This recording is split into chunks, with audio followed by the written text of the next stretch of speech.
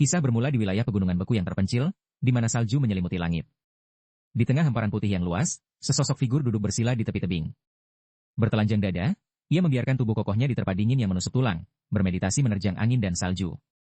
Setelah waktu yang tak terhitung, ia perlahan mengangkat tangannya. Ia mengulurkan tangan untuk menangkap kepingan salju putih yang menari ditiup angin. Sebuah suara terus bergema di benaknya. Putraku, rumor Jianghu sedang menempatkan klan kita dalam bahaya. Pemuda itu perlahan membuka matanya, terbangun dari meditasinya. Ia menggunakan tangan lainnya untuk menyentuh lengan yang terulur dengan lembut.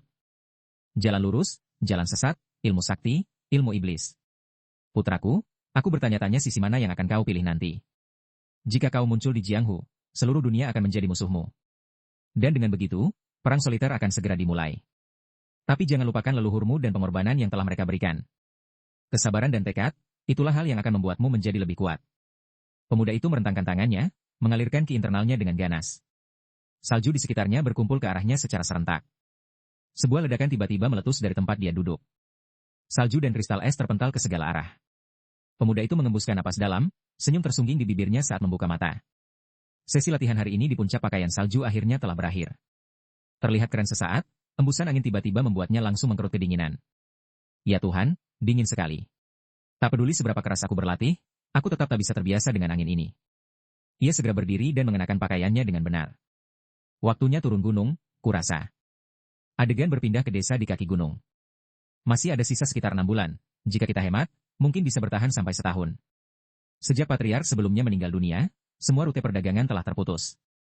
Kita sudah menjual semua barang berharga, tapi situasi belum membaik. Ini sungguh mengkhawatirkan. Pemuda itu mengerutkan kening, berpikir. Setelah ayah meninggal, klan menurun drastis. Begitulah dunia, klan yang tak bisa beradaptasi akan musnah. Setelah merenung sejenak, ia berbalik untuk menenangkan pria parubaya itu. Jangan khawatir, aku pasti akan menemukan cara untuk menghasilkan uang. Ia lalu mengemasi tasnya dan berpamitan kepada para penduduk desa. Seorang tetua bertanya cemas. Apakah patriar benar-benar harus pergi ke aliansi langit utara? Pemuda itu menjawab. Apakah ada masalah dengan itu? Tetua itu menyarankan. Mengapa tidak menjelajahi Jianghu yang luas dulu? Apakah perlu pergi ke tempat seperti itu secepat ini? Pemuda itu tersenyum. Aku akan bertualang nanti. Saat ini, aku perlu menghasilkan banyak uang. Aku juga perlu mencari pengalaman. Dengan belajar dari aliansi besar dan mengambil misi, aku akan tumbuh lebih cepat. Usiaku 20 sekarang, aku harus menyokong klan dengan kemampuanku sendiri. Semuanya, tolong jangan terlalu khawatir. Pria parubaya itu melambai. Lakukan sesukamu, tapi tolong kirimi kami kabar sesekali. Yang lain menimpali. Jika kami tak mendengar kabar darimu, kami akan mencarimu. Seringlah menulis surat. Dan ambil ujian tingkat 4 saja, tingkat yang lebih tinggi terlalu berbahaya. Pemuda itu balas melambai. Astaga, kenapa khawatir sekali? Tunggu saja, aku akan membawa kabar baik segera. Jika aku tinggal lebih lama, aku akan terlambat mendaftar. Di luar sini dingin, semuanya sebaiknya masuk kembali ke dalam. Ia kemudian bergegas pergi dengan cepat. Kerumunan itu memperhatikan punggungnya yang menjauh. Jika keadaan terlalu sulit, kembalilah kapan saja. Kami akan di sini menanti kabar. Penuh tekad, pemuda itu bergerak gesit namun tetap merasa lambat. Sudah terlambat, sebaiknya aku mempercepat langkah. Ia pun melesat, bergerak secepat burung yang sedang terbang. Suasana ini, angin ini. Rasanya luar biasa. Adegan berpindah ke aliansi langit utara, di mana kerumunan besar telah berkumpul. Pemuda itu kini berada di tengah kerumunan. Ramai sekali. Aku tidak menyangka akan ada orang sebanyak ini. Saat itu, sebuah suara memanggilnya. Apakah Bai Wuzhen dari pegunungan salju sudah tiba? Pemuda itu bergegas maju dengan semangat. Aku di sini. Petugas mengonfirmasi. Kau mendaftar untuk peringkat tingkat 4, benar. Bai Wuzhen mengangguk. Itu benar. Kerumunan di sekitar terkejut melihatnya. Apa? Dia masih sangat muda. Bocah ingusan ikut ujian tingkat 4. Dia pasti berasal dari 5 keluarga besar. Setelah konfirmasi, petugas menginstruksikan. Bai Wuzhen, masuklah ke dalam untuk menemui pengawas guna pemeriksaan catatan. Di dalam, 3 pengawas duduk menunggu. Begitu Bai Wuzhen masuk, mereka mulai bertanya. Kau adalah Bai Wuzhen, benar. Karena kau dari keluarga Bai, aku telah menyelidiki latar belakangmu dengan cukup teliti. Ada catatan bahwa dahulu kala, Bai Wu dari keluarga Bai membantu aliansi langit utara. Jumlah pasukan tidak ditentukan, sepertinya ia hanya membawa kelompok kecil. Bai Wuzhen menjelaskan. Itu adalah kakek dari pihak ayahku. Pengawas melanjutkan. Sejujurnya, tanpa dokumen-dokumen ini, lulus ujian tingkat 4 akan sulit. Aku ingin mendengar alasan aslimu berada di sini. Bai Wuzhen berbicara tanpa ragu. Aku perlu mencari uang, dan aku mendaftar untuk mencari pengalaman. Ketiganya tertegun. Uang dan pengalaman. Bai Wuzhen melanjutkan. Selain itu, karena ini adalah kekuatan terkuat di wilayah Sungai Yangtze. Ini adalah kekuatan golongan putih yang menahan kelompok aliran sesat seperti Aliansi Sembilan Langit dan Sekte Darah Besi, meski golongan putih sendiri sering mengejar hegemoni. Sebelum wafat, ayahku mengatakan ini tentang Aliansi Langit Utara. Ketiganya mendengarkan dengan saksama. Apa yang dia katakan? Bai Wuzhen menjawab jujur, tanpa menyembunyikan apapun. Dia bilang Aliansi Langit Utara tidak peduli dengan asal-usul seseorang, selama mereka bukan berasal dari jalan iblis. Karena orang-orang seperti itu berkumpul di satu tempat, perkelahian pecah hampir setiap hari. Mendengar ini, wajah mereka meringis. Perkelahian. Bai Wuzhen menundukkan kepalanya. Mohon maaf, tapi itu adalah kata-kata ayahku. Kepala pengawas melambaikan tangannya, memberi isyarat agar ia melanjutkan. Dengan izin, Bai Wuzhen berbicara lebih jauh. Tapi yang terpenting adalah mereka berkumpul di bawah semangat kepahlawanan. Ini adalah tempat di mana seseorang bisa hidup sesuai idealisme mereka. Orang tua itu terkejut, berpikir dalam hati. Kepahlawanan. Sudah lama sekali aku tidak mendengar kata-kata romantis seperti itu. Dia lalu berbicara lantang. Kau pasti paham bahwa ujian tingkat 4 sangat sulit, kan? Bahkan jika lulus pemeriksaan catatan, sebagian besar gugur saat uji bela diri. Bai Wuzhen mengangguk. Aku sudah mendengarnya. Orang tua itu tersenyum. Kau tampak cukur caya diri. Bai Wuzhen tersenyum tanpa menjawab, menganggapnya sebagai sebuah pengakuan. Para tetua kemudian mengarahkannya ke lapangan bela diri. Siapa yang akan bertanggung jawab untuk bagian bela diri? Aku dengar wakil kapten dari Regu Pedang Tinta akan datang, tapi aku tidak tahu yang mana. Jika itu mereka, siapapun yang muncul, akan sulit untuk bisa lulus. Berdiri di atas panggung, Bai Wuzhen memejamkan mata dan bernapas, menunggu dalam diam. Orang tua itu memperhatikan dari bawah, tenggelam dalam pikiran. Tidak, kita harus menunggu dan melihat. Ada sesuatu yang sangat aneh pada dirinya. Tak lama kemudian, seseorang mendekat dan melangkah naik ke atas panggung. Begitu melihat pendatang baru itu, orang tua itu tidak bisa menahan rasa terkejutnya. Seorang praktisi bela diri dengan fisik kokoh perlahan berjalan ke arah Bai Wuzhen. Pria ini adalah Giang Hiap. Bai Wuzhen tetap berdiri di sana dengan mata terpejam, bernapas, belum memberikan reaksi. Setelah beberapa saat, ia perlahan membuka matanya. Keduanya berdiri berhadapan, mata mereka bertemu. Pengawas kemudian berbicara. Jika kalian berdua sudah siap, maka biarkan pertarungan dimulai. Bai Wuzhen berinisiatif menangkupkan tangan dan memperkenalkan diri. Giang Hiap membalas gestur itu dengan sopan. Aku Giang Hiap dari Regu Pedang Tinta. Sebelum kita memulai duel, ada hal yang ingin aku laporkan kepada pengawas. Bolehkah anggota reguku diizinkan untuk menyaksikan ini?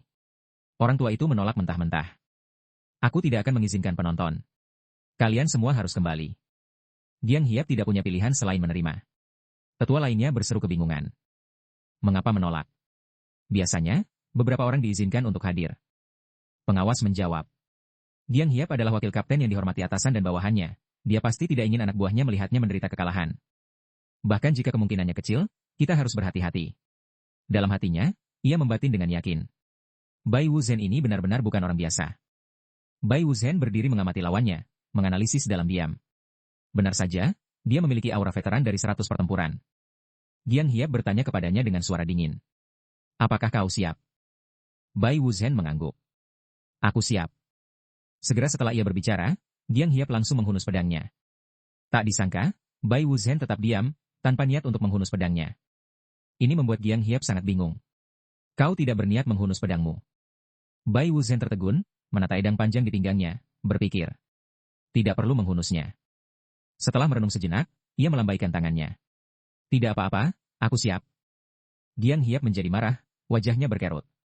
Benar-benar lancang. Pengawas juga merasa heran. Bertanding hanya menggunakan teknik telapak tangan. Aku benar-benar tidak bisa memahami ini. Apakah maksudnya lawannya tidak layak untuk membuat dia menghunus pedang?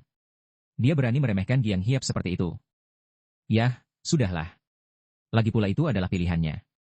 Giang Hiap mengambil inisiatif, menerjang maju untuk menyerang lebih dulu, namun tak lupa memperingatkan. Kalau begitu, tetaplah waspada. Sebuah serangan, cepat dan kuat, mengarah lurus ke kepala Bai Wuzhen. Bai Wuzhen tidak diam saja menunggu mati, melainkan aktif mundur untuk menghindar. Jarak antara dia dan ujung pedang bisa diukur dalam milimeter. Saat serangannya gagal, Giang Hiap mendengus dingin. Ia segera menyusul dengan mengayunkan pedangnya dalam rentetan serangan beruntun. Di hadapannya, Bai Wuzhen meniru gerakannya, meliuk ke sana kemari untuk menghindari setiap serangan. Asisten pengawas yang menonton dari bawah tidak bisa menahan seruan. Menghindar yang sangat indah. Kepala pengawas terpaku, berpikir. Bukan sekadar indah, menurutku dia menghindar dengan sangat mudah. Di atas panggung, Giang Hiap sangat geram. Bocah tengik, mari kita lihat berapa lama kau bisa terus menghindar. Ia melompat ke udara, mengerahkan kekuatannya ke dalam serangan lainnya. Bai Wuzhen masih dengan mudah menghindarinya. Sepertinya kecepatanmu hanya segini saja. Waktunya untuk melakukan serangan balik.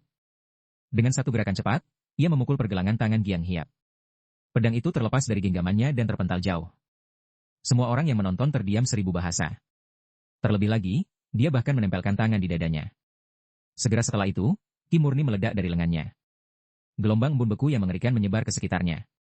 Para pengawas merasa ngeri. Apa ini? Dari mana asalnya ini? Di atas panggung, Bai Wuzhen tiba-tiba menarik tangannya. Ah, aku lupa. Aku harus menahan diri. Giang Hiap dicekam ketakutan, matanya terbelalak tidak percaya. Ia lalu mundur secara proaktif untuk memperlebar jarak mereka. Sisa embun beku di dadanya tetap terasa dingin menusuk tulang. Pengawas membatin kagum. Mengesankan. Duel ini sudah diputuskan. Tak mau menerimanya, Giang Hiap meraung. Terima ini. Ia menerjang maju sekali lagi, berniat untuk menyerang. Bai Wuzhen sangat bingung. Apa-apaan? Bukankah ini sudah berakhir? Mengapa dia masih menyerang? Tak peduli seberapa panik Giang Hiap mengayunkan pedangnya, dia tidak bisa menyentuh sehelai rambut pun dari Bai Wuzhen. Semakin dia bertarung, Giang Hiap semakin frustrasi. Dia bukan dari klan besar, dia tampak seperti pemula. Jadi mengapa dia mampu menghindari semua teknik pedangku? Setelah menghindar sekian lama, Bai Wuzhen juga mulai merasa kesal. Apakah ini baru dianggap selesai jika aku menjatuhkan lawanku? Jika demikian, aku tidak punya pilihan. Memikirkan hal ini, ia mengangkat pedangnya untuk menangkis bilah lawan. Ia lalu menggunakan kekuatannya untuk menahannya kuat-kuat ke tanah. Dengan sentakan ke atas yang tiba-tiba, ia membuat Giang Hiap kehilangan keseimbangan. Giang Hiap menjadi semakin pahit. Dia menangkis seranganku hanya menggunakan sarung pedangnya. Dan ada apa dengan ekspresi cerah itu? Bila Giang Hiap berulang kali ditangkis oleh gagang pedang Bai Wuzhen. Saat pertarungan berlanjut, Bai Wuzhen mulai merasakan kegembiraan. Luar biasa. Ini adalah perasaan yang kucari saat berlatih di puncak salju. Kehilangan ketenangan, wajah Giang Hiap berkerut saat dia berteriak lagi. Terima ini. Ekspresi Bai Wuzhen juga menegang. Ki murni dengan cepat memadat di dalam telapak tangannya. Meski begitu, ia menetapkan batasan. Tahu pria itu bukan musuh, ia akan mengakhirinya dengan lembut. Sebelum menyerang, ia memperingatkan lawannya agar berhati-hati. Sosoknya lalu lenyap seketika. Ia muncul tiba-tiba di belakangnya, mendaratkan serangan telapak tangan ke tubuh pria itu. Giang Hiap terpental oleh serangan itu, tidak bisa melakukan apapun selain berteriak kesakitan. Pukulan itu membuatnya terpelanting dari panggung dan menghantam dinding. Wajah Bai Wuzhen penuh ketidakberdayaan. Aku mencoba menahan diri, tapi mungkin aku terlalu kasar. Ketiga pengawas berdiri terperangah, sesaat tidak bisa berkata-kata karena terkejut. Giang Hiap menggeliat di tanah, memegangi bahunya dan mengerang kesakitan. Pengawas mengonfirmasi kecurigaannya. Bai Wuzhen bukan praktisi bela diri biasa. Dia adalah seorang master sejati. Tak mau menyerah, Giang Hiap mengertakkan gigi dan memelototi Bai Wuzhen. Ia lalu tiba-tiba menerjangnya lagi, berniat menyerang sekali lagi. Wajah Bai Wuzhen sekarang jelas menunjukkan kekesalannya. Para pengawas di bawah berteriak agar dia berhenti. Tapi Giang Hiap mengabaikan semua orang, dan dengan cepat berdiri di depan Bai Wuzhen. Tapi sebelum dia bisa menyerang, tubuhnya tiba-tiba mulai goyah. Ia ambruk di depan Bai Wuzhen, pingsan di tempat. Orang-orang di bawah bergegas naik untuk memeriksanya. Wakil Kapten, Anda baik-baik saja. Cepat, bangun. Bai Wuzhen menatap lawannya ke bawah. Sebuah adegan pertumpahan darah yang mengerikan tiba-tiba terlintas di benaknya. Ia memejamkan mata dan menghela napas. Itu baru permulaan. Ia menjelaskan kepada orang-orang. Aku menekan kekuatan telapak tanganku, cukup untuk membuatnya pingsan. Dia akan segera bangun. Pengawas bahkan lebih terkejut. Dia menggunakan tenaga dalam untuk menahan serangannya. Siapa dia? Giang Hiap kemudian dibawa ke ruang medis. Haruskah kita membawa wakil kapten kembali ke regu pedang tinta? Tidak, itu mungkin menyebabkan kesalahpahaman. Bawa dia ke rumah sakit dan lapor ke kaptennya. Giang Hiap sekarang sudah bangun, tapi dia tampak kehilangan jiwa, menangis seperti anak kecil karena penghinaan itu. Pengawas mengingatkannya. Ini adalah pertandingan yang adil. Meski mengingat tingkat bela dirinya, itu bertahan lebih lama dari biasanya. Seorang kolega merasa bingung. Tapi aku penasaran jenis bela diri apa yang digunakan Bai Wuzhen. Itu tampak seperti Ki Embun Beku. Pengawas itu tersentak. Ki Embun Beku. Sesaat kemudian, dia mendekati Bai Wuzhen. Selamat datang, praktisi bela diri Bai. Aku Li Dintan dari Paviliun Penegakan Hukum. Pria tua itu menghampiri dan menepuk bahunya. Panggil saja aku senior. Aku melihatmu menahan diri dalam duel itu. Tapi Giang Hiap mungkin bertindak begitu karena dia terlalu dipermalukan. Dia pasti tahu pemenangnya sudah diputuskan. Dia bukan orang picik, jadi jangan khawatir. Kau bisa menjenguknya nanti. Aku harus melapor ke atasan sekarang, tapi kau sudah dinyatakan lulus. Sepertinya aliansi Langit Utara mendapat bakat baru. Bai Wuzhen tersenyum. Terima kasih, Tuan. Li Dintan berkomentar. Ilmu bela dirimu benar-benar luar biasa. Bukankah itu teknik dari lembah es embun beku? Bai Wuzhen tertegun. Lembah es embun beku. Itu pertama kalinya aku mendengar nama itu. Aku hanya belajar ilmu bela diri keluarga. Dia membatin. Jalur ortodoks benar-benar tidak mudah menerima perbedaan. Li Dintan mengangguk. Masuk akal. Lagi pula, jika itu ilmu iblis, kau tidak akan berani menggunakannya di depan kami. Namun, ciri-ciri ini mudah disalahpahami. Bai Wuzhen bertanya. Benar. Jika ada yang meragukanku, apa yang harus kukatakan? Li Dintan merenung. Jika seseorang meragukannya, masalah ilmu iblis sangatlah sensitif. Jika dia sampai disalahpahami, itu akan sangat merepotkan. Setelah sesaat, dia angkat bicara. Katakan saja kau menggunakan ginseng salju 10.000 tahun. Hal seperti itu bisa saja terjadi. Bai Wuzhen menyadari. Begitu, itu jawaban yang logis. Li Dintan terkejut. Hah? Logis. Ekspresi Bai Wuzhen tetap tenang. Ya, karena aku memang memakannya. Li Dintan sekali lagi tertegun dan linglung. Dia tidak berlama-lama, langsung menuju keluar. Lelucon yang cerdas. Beristirahatlah, aku akan bicara padamu setelah menyelesaikan dokumen. Bai Wuzhen menggaruk wajahnya. Lelucon. Mengapa dia tidak percaya padaku? Setelah Li Dintan kembali, dia dan bawahannya mulai melakukan riset. Apa kau menemukan ilmu bela dirinya? Sangat mirip dengan teknik es. Info tentang klan Bai Gunung Salju sangat sedikit, jadi sulit untuk memastikannya. Memikirkan orang seperti dia muncul. Kita mungkin perlu mengundang tetua yang tahu tentang klan Bai. Li Dintan setuju. Begitukah? Kalau begitu kita harus menunggu. Sementara itu, kirim orang untuk menyelidiki area Gunung Salju. Jika ada kesalahan, kita yang akan bertanggung jawab. Jadi, selidiki secara rahasia. Siapa berikutnya? Pria satunya dengan cepat mengeluarkan daftar itu. 2 pelamar untuk tamu bela diri tingkat 5 adalah 11 Menke dan Chu Tufan. Li Dintan terkejut. 11 Menke. Maksudmu tuan muda kedua dari klan 11 Men yang sering dibicarakan itu. Tahun ini penuh dengan monster. Bai Wuzhen itu, menurutmu seberapa kuat dia sebenarnya? Sepertinya dia belum menggunakan kekuatan penuhnya, jawab pria itu. Sulit mengatakannya. Giang Hiap tidak lemah. Mungkin para kapten pun akan kesulitan menghadapinya. Li Dintan menginstruksikan. Karena kekuatannya tidak jelas, rahasiakan ini untuk sekarang. Awasi dia baik-baik. Setelah pria itu pergi, dia mengambil daftar itu lagi dan tenggelam dalam perenungan. Aku ahli dalam informasi, namun aku belum pernah mendengar klan Bai dari Gunung Salju. Berdasarkan kemampuannya, dia bisa sangat berguna. Aku bisa menggunakannya sebagai agen ganda. Dia bisa membantuku mengintai jalur jahat atau sekte-sekte yang bermasalah. Jika diasah dengan baik, dia akan sangat berharga. Adegan berpindah ke ruang medis. Bahu Giang Hiap saat ini ditutupi jarum akupunktur. Bekas telapak tangan Bai Wuzhen masih terlihat jelas. Seseorang masuk untuk memeriksanya. Bagaimana rasanya dikalahkan oleh seorang pelamar? Giang Hiap. Itu memalukan. Pria itu bertanya lagi. Aku dengar dia menggunakan teknik es. Apa pendapatmu? Giang Hiap menjelaskan. Dia kuat, tapi perasaan terkena telapak embun beku itu aneh. Tubuhku terasa berat, seolah terkubur dalam salju. Hanya itu saja. Kurasa dia pikir aku lemah, jadi dia menahan diri. Berkat itu, aku pulih dengan cepat. Aku benar-benar harus berterima kasih padanya. Pria itu berkomentar. Pavilion Penegakan Hukum ingin aku menyelidiki ilmu bela dirinya. Terlepas dari itu, aku harus melawannya sendiri. Kau pecundang, istirahatlah saja.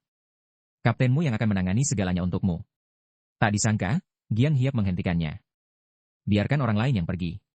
Kurasa dia lebih kuat darimu, Kapten. Sang kapten sangat marah dan tidak mempercayainya, berteriak sambil pergi. Omong kosong.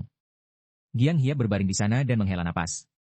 Begitu kau dikalahkan, kau juga akan menyadarinya, sama sepertiku. Sementara itu, seorang wakil pengawas mendekati Bai Wuzhen. Jika kau butuh sesuatu, panggil saja pelayan. Kau bisa makan apa saja di sini, tapi dilarang alkohol. Bai Wuzhen duduk di kursi tanpa sepatah kata pun. Pria itu terus mencoba mengajak bicara. Aku benar-benar kagum menonton pertandinganmu. Bai Wuzhen hanya memberi jawaban singkat agar cepat selesai, tidak punya keinginan untuk berlama-lama. Pria itu menghela napas dalam hati. Dia sulit ditebak. Setelah jeda lama, dia menjelaskan lebih lanjut. Tempat ini dulu digunakan oleh Regu Pedang Putih. Kebetulan sekali, bukan? Maksudku, anggota klan Bai tinggal di tempat Regu Pedang Putih dulu pernah tinggal. Bahkan pedangmu terlihat sangat mirip dengan milik mereka, meski kau belum menghunusnya. Mendengar ini, Bai Wuzhen menjangkau dan mencengkeram pedang panjangnya. Pria parubaya itu membeku. Apa yang baru saja kukatakan? Dia lalu minta izin untuk pergi. Sebelum keluar, dia tiba-tiba teringat sesuatu. Omong-omong, teknik telapak tangan apa yang kau gunakan tadi? Itu cukup kuat untuk menjatuhkan seorang wakil kapten. Bai Wuzhen tidak menyembunyikannya dan berbicara. Itu adalah telapak bunga putih. Pria parubaya itu pergi setelah menyebutkan telapak bunga putih. Ini pertama kalinya aku mendengarnya. Oh, satu lagi. Jika kau lulus, akan ada masa tunggu. Kau akan cukup sibuk nanti. Bai Wuzhen bertanya. Apa yang harus kulakukan selama waktu itu? Pria itu menjelaskan. Tidak banyak, hanya para kapten yang mencoba merekrutmu atau orang-orang yang ingin menemuimu. Apalagi kau menang telak. Tidak mungkin wakil kapten lainnya akan membiarkan hal itu begitu saja. Bahkan para kapten mungkin akan muncul. Segalanya bisa menjadi sangat kacau hingga pemimpin aliansi sendiri harus turun tangan. Bai Wuzhen terkejut. Apa maksudmu dengan itu? Pria itu menjelaskan. Maksudku duel biasa di sini. Banyak pendatang baru merasa terganggu, karena banyak orang ingin memberimu pelajaran. Bai Wuzhen menatapnya skeptis. Apa kau pernah melakukan itu? Pria itu terkekeh. Aku. Tidak pernah. Aku selalu menghindari hal-hal seperti itu. Mungkin terdengar seperti alasan, tapi bagi kami penegak hukum, menggunakan otak jauh lebih bermanfaat daripada menggunakan tinju. Lagi pula, segala bentuk perselisihan tetaplah pertarungan. Baiklah kalau begitu, selamat bergabung di Aliansi Langit Utara. Aku pergi dulu, pastikan untuk istirahat. Dia lalu pergi dengan cepat. Bai Wuzhen mengepalkan tinjunya, penuh tekad. Pertandingan. Aku selalu siap. Saat dia duduk di sana, dia tiba-tiba merasakan ada sesuatu yang tidak beres. Memutar kepalanya, dia melihat sesosok orang berdiri di sana. Seorang pria berusia sekitar 30 tahun, mengenakan jubah oranye, muncul di depan matanya. Keduanya saling menatap, untuk sesaat, tak satu pun dari mereka berbicara. Setelah beberapa saat, pria itu bertanya pada Bai Wuzhen. Apa kau dari Regu Pedang Putih? Melihat Bai Wuzhen membantahnya, dia terkejut. Bai Wuzhen menjelaskan. Aku sedang menunggu hasil akhir pendaftaran. Pria itu bergumam tertarik. Oh, jadi kau lulus babak pendaftaran. Mengesankan. Aku 11 menke. Bai Wuzhen juga memperkenalkan dirinya. 11 menke membatin. Orang ini pasti hanya beruntung. Dia terlihat seperti seekor kucing. Tapi tunggu, apa orang udik ini benar-benar tidak tahu reputasiku? Dia duduk di kursi di hadapan Bai Wuzhen. Jadi 2 orang lulus. Kudengar yang menunggu di area ini tingkat 5 atau 4. 11 menke mengangguk. Benar. Orang jarang melamar tingkat 4 atau 5, dan kalaupun ada, biasanya gagal. 2 itu cukup banyak. Bai Wuzhen mengangguk. Begitu ya? 11 menke bertanya lagi. Dari mana asal saudara Bai? Mendengar dia datang dari Gunung Salju, 11 menke terpana. Gunung Salju. Jika kau tidak keberatan, bisakah kau memberitahuku sekte apa yang ada di sana? Bai Wuzhen menjawab dengan tenang. Itu adalah klan Bai Gunung Salju. Suasana tiba-tiba menjadi sunyi karena 11 menke benar-benar belum pernah mendengar nama klan itu. Namun, dia tidak boleh terlihat terlalu kaget, jadi dia berpura-pura. Ah, jadi klan Bai Gunung Salju. Bai Wuzhen bertanya. Kau tahu? 11 menke berkomentar. Sejujurnya, aku belum pernah mendengar tentang mereka. Aku cukup percaya diri dengan pengetahuanku, tapi ini yang pertama. Bai Wuzhen tidak kecewa, sebaliknya, dia tersenyum. Itu wajar saja. 11 menke bertanya lagi. Kau tidak terlihat terluka. Apa kau mendominasi lawanmu? Atau kau dibebaskan dari duel? 11 menke tertawa terbahak-bahak. Hahaha, apa? Tepat sekali. Apa saudara Bai baru di Jianghu? Pernahkah kau mendengar tentang klan besar 11 men? Bai Wuzhen mengangguk. Aku pernah mendengarnya. 11 menke sangat terkejut di dalam hati. Reaksi macam apa itu? Bukankah matanya harusnya terbelalak karena semangat dan kaget? Memikirkan ini, dia bertanya lagi. Sepertinya kau hanya mendengar namanya tapi tidak tahu banyak hal lain. Bai Wuzhen mengangguk. Rahang 11 menke ternganga karena syok. Mungkinkah kau tidak tahu tentang 5 klan besar? Bai Wuzhen tetap sangat tenang. 5 klan besar. 11 menke menerjang maju hingga tepat di depannya. Kau benar-benar tidak tahu. Dia tidak habis pikir bagaimana orang udik ini berhasil lulus proses pendaftaran. Keduanya kemudian mulai berbicara tentang 5 klan besar. Bai Wuzhen menyebutkan beberapa nama. Klan Namgung. Ah, ya, mereka adalah salah satu dari 5 klan besar. Apakah ada klan Zhuge juga? 11 Menke menghela napas. Kau pasti bercanda. Selain Zhuge Liang, apa klan itu menghasilkan orang hebat? Bai Wuzhen berkata. Lalu bagaimana dengan klan Sima? 11 Menke menghentikannya. Itu lagi. Berhenti menyebut keluarga terkenal era 3 kerajaan. Bai Wuzhen lanjut menyebut klan Huangfu, klan Pang Hebei, dan klan Dugu. 11 Menke merasa semakin tidak berdaya. 11 Menke membentak. Dengar baik-baik. Klan Namgung, klan Dugu, klan Tang Sichuan, klan Baili, dan klan 11 Men kami adalah 5 klan besar.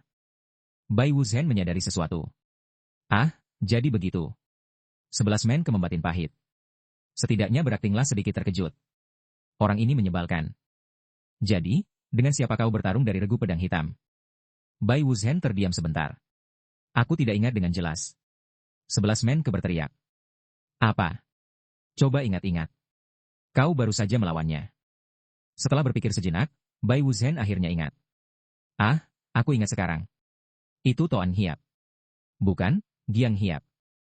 11 Menke berkeringat dingin. Giang Hiap. Wakil Kapten Regu Pedang Hitam. Kau benar-benar mengalahkannya. 11 Menke ketakutan di dalam hati. Aku bahkan tidak yakin bisa mengalahkan orang itu.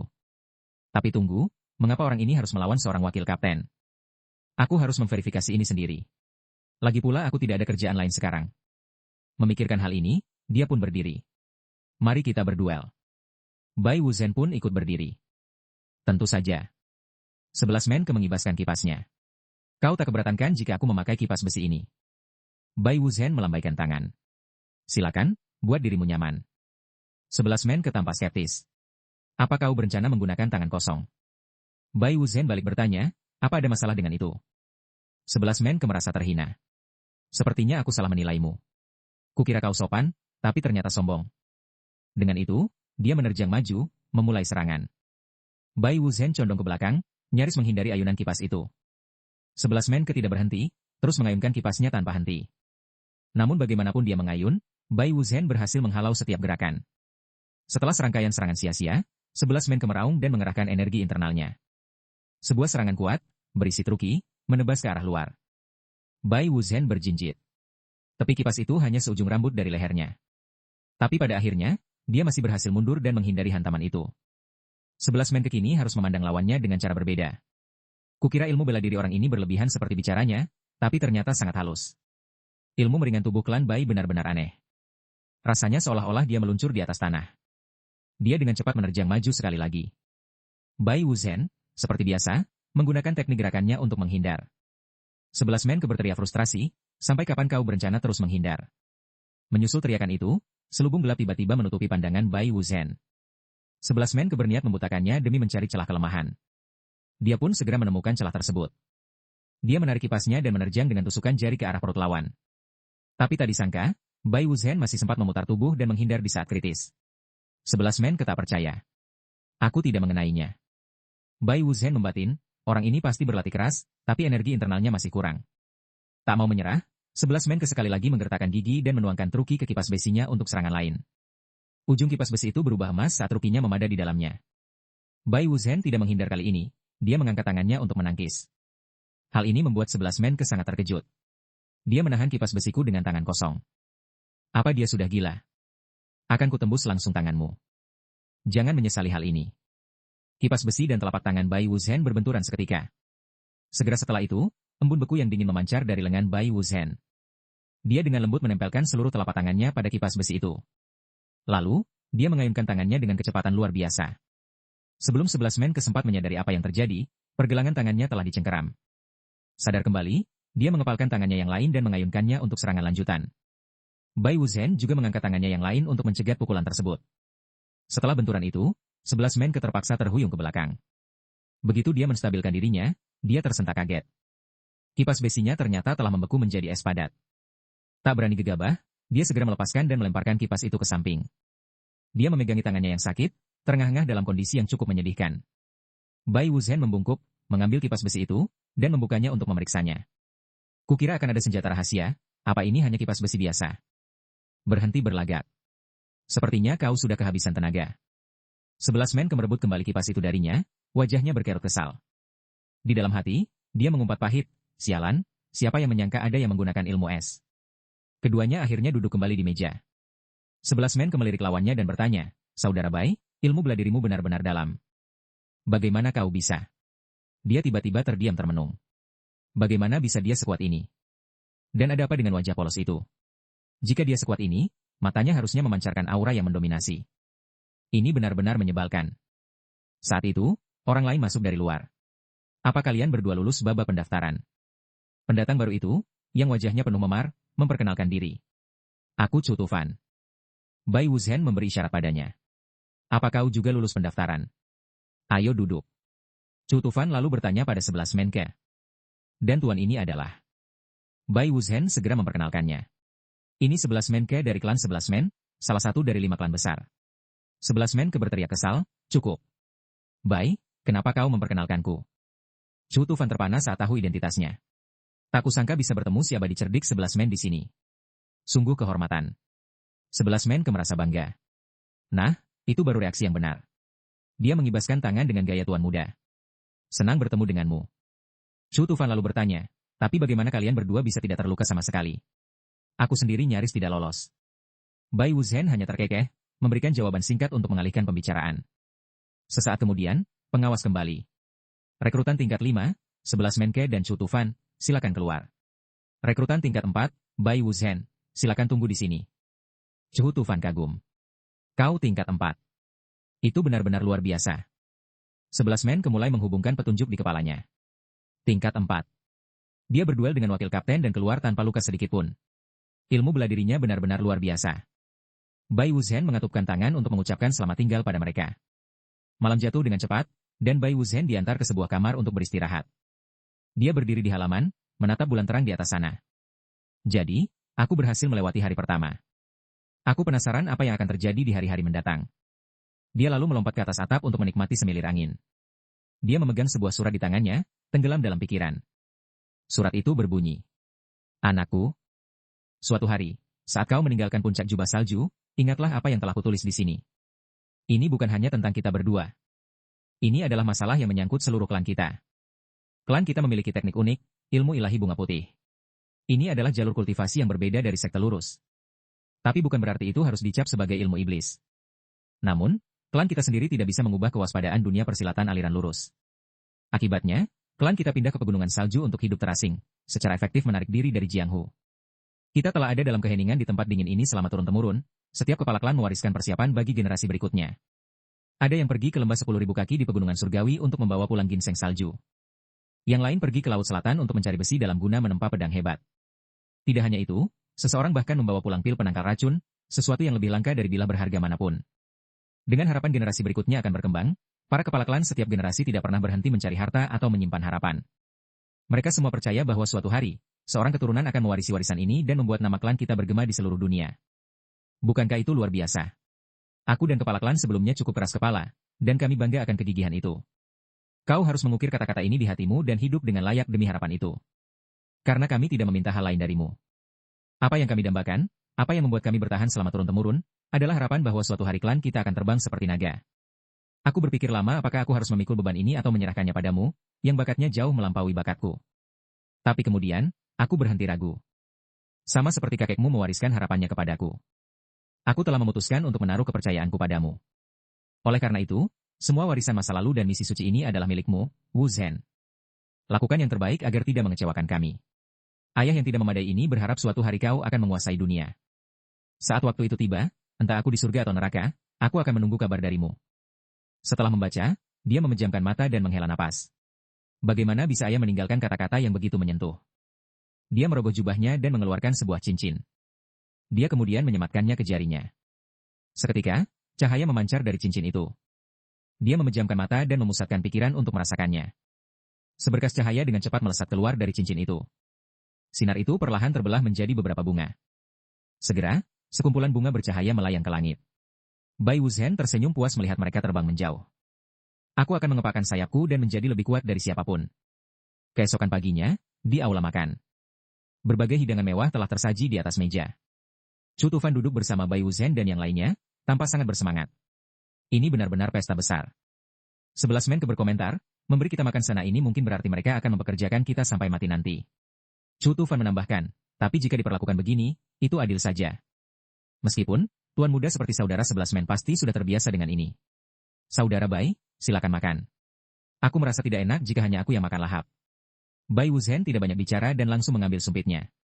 11 men menoleh padanya dan bertanya, Saudara Bai, kemana kau berencana pergi? Dengan kekuatanmu, aku yakin banyak tempat ingin merekrutmu. Bai Wuzhen balik bertanya, katakan padaku, Saudara 11 men, regu mana yang menghasilkan uang paling banyak? 11 men dan Chu Tufan saling menatap dalam keheningan yang terpana. Uang. Kau datang ke aliansi Langit Utara hanya untuk mencari uang. Bai Wuzhen mengangguk. Kenapa memangnya? Itu memudahkan bagiku. 11 men menjawab, tentu saja itu penting. Dengan ilmu bela diri sepertimu, bergabung dengan klan 11 menku akan memberimu bayaran 10 kali lipat dari sini. Ah, tapi menjadi tamu klan besar agak tidak praktis, dan kau tidak bisa masuk sekte karena klanmu punya bela diri sendiri. Apa kedudukanmu di klan Bai? Tebakanku kau tuan muda klan. Bai Wuzhen dengan santai menjawab bahwa dia adalah kepala klan. Mendengar hal itu, mereka berdua kembali terpana. 11 men membatin bahwa klan Bai pasti sedang kesulitan, itulah sebabnya dia datang ke aliansi Langit Utara. Mereka bertiga selesai makan dan pergi sambil berbincang. Hunter. Di aliansi Langit Utara, ada orang-orang yang disebut Hunter yang khusus memburu penjahat demi hadiah. Coba pikirkan, untuk menguasai suatu wilayah, seseorang harus menjaga ketertiban. Awalnya, berbagai pihak saling berbagi daftar pembunuh dan buronan, atau mereka yang membuat onar. Tapi sekarang, itu telah berubah menjadi daftar target. Semakin terkenal ahli aliran hitam yang kau tangani, semakin tinggi hadiah yang kau terima. Terlebih lagi, ini tidak terikat pada pangkat resmi apapun, jadi tidak akan memengaruhi pilihan regumu. Jika kau tertarik, kau harus memeriksanya. Bai Wuzhen tersenyum. Seorang hunter. Kedengarannya menarik. 11 men berteriak, apa yang menarik? Itu melelahkan. Jika kau tidak menangkap mereka, semuanya sia-sia. Belum lagi, apa kau pikir mereka akan duduk diam menunggumu? Banyak hunter mati saat bertugas. Menurutmu kenapa aliansi Langit Utara membayar mahal? Karena mereka punya banyak musuh. Bai Wuzhen mengangguk, aku akan mengingatnya. Dia lalu berjalan pergi dengan bersemangat. Ini benar-benar menarik, aku harus mencari tahu lebih lanjut. 11 men berseru keras, Saudara Bai, apa kau benar-benar akan menjadi hunter? Kau bercanda, kan?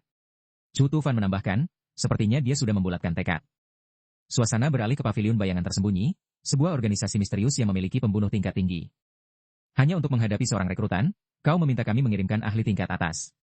Orang di hadapannya membenarkan, itu benar. Orang ini adalah wakil ketua paviliun bayangan tersembunyi, Chu Yehoan. Apa Bai Wuzhen itu benar-benar sekuat itu? Apa kau melihatnya sendiri? Yang lain membenarkan, sangat kuat. Wakil Kapten Giang Hiap dari The Going Sword dikalahkan bahkan sebelum dia sempat bereaksi. Chu Yehoan tenggelam dalam pikiran. Giang Hiap itu tingkat 4, kan? Kalau begitu mengirim 2 orang tingkat 2 seharusnya sudah cukup. Yang lain menggeleng, aku khawatir itu tidak akan memadai. Saat menghadapi Giang Hiap, dia bahkan belum menunjukkan seluruh ilmu bela dirinya. Terlebih lagi, ketua paviliun eksekusi ingin memastikan kemenangan mutlak. Chu Yehoan bertopang dagu sambil berpikir. Niatnya adalah merahasiakan ini apapun hasilnya. Jadi memilih paviliun bayangan tersembunyi sudah tepat, tapi ini tetap merepotkan. Setelah berpikir sejenak, dia berbicara. Baiklah, aku akan mengirim seseorang, tapi tidak boleh ada informasi yang bocor. Tidak akan jadi masalah jika orangku memakai topeng, kan? Kau tidak perlu meragukan kemampuan orang-orangku. Tidak akan ada yang berani meragukanmu. Sampai jumpa lagi kalau begitu. Setelah tamu itu pergi, Chu Yehoan memanggil ke sudut ruangan, Truong Qian, apa kau ingin menguji kemampuanmu? Melihat tidak ada tanggapan, dia bicara lagi, kau tidak mau. Pria bernama Truong Qian itu bertanya balik, apakah tugas kecil itu layak untuk campur tanganku? Chu Yehoan berdiri. Tugas kecil. Apa kau tidak mengerti masalahnya? Kau mewakili paviliun bayangan tersembunyi kita. Bahkan jika ini tidak dipublikasikan, ini akan dilaporkan ke atasan, jadi bertindaklah dengan hati-hati. Truong Qian menghela napas, aku akan melakukan apa yang kau katakan.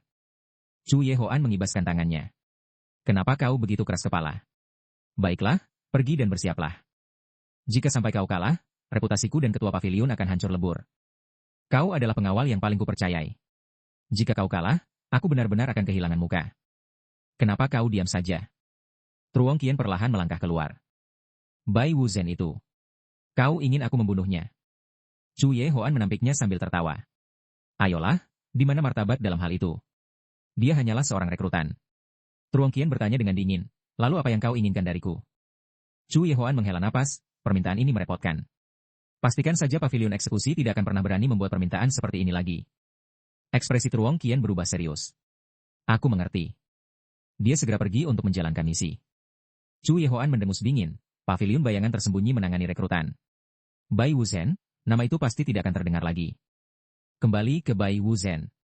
Aku harus diuji ulang peringkatnya. Li Dinhan menjelaskan, apa kau benar-benar hanya di tingkat 4? Giang Hiep, yang kau kalahkan dengan mudah, adalah pendekar tingkat 4. Bai Wuzhen menyadari, benarkah? Lalu siapa lawan di depanku kali ini? Li Dinhan menjawab, aku hanya tahu dia pendekar tingkat 1. Aku tidak tahu hal lainnya. Jangan bilang kau berencana menggunakan teknik telapak tangan lagi kali ini. Mereka sudah mengirimkan permintaan ke pavilion bayangan tersembunyi. Aku pernah dengar para ksatria dari pavilion bayangan tersembunyi tidak ada bedanya dengan pembunuh. Ekspresi Bai Wuzhen tetap tenang seolah-olah dia tidak punya kekhawatiran sama sekali. Hal ini membuat Li Dinhan melompat panik. Aku yang lebih gugup daripada kau. Tiba-tiba meminta tingkat 1. Atasan ingin mengamati kekuatan aslimu untuk memberikan perlakuan yang sesuai. Aku setuju dengan ini, jadi kuharap kau mengerti. Bai Wuzhen tidak terlalu peduli dan bertanya, jadi jika aku mengalahkan tingkat 1, siapa lawanku selanjutnya? Aku merasa sedang dipancing ke dalam pertarungan tanpa henti. Jika aku mengalahkan tingkat 1, bukankah aku harus melawan seseorang yang lebih kuat lagi?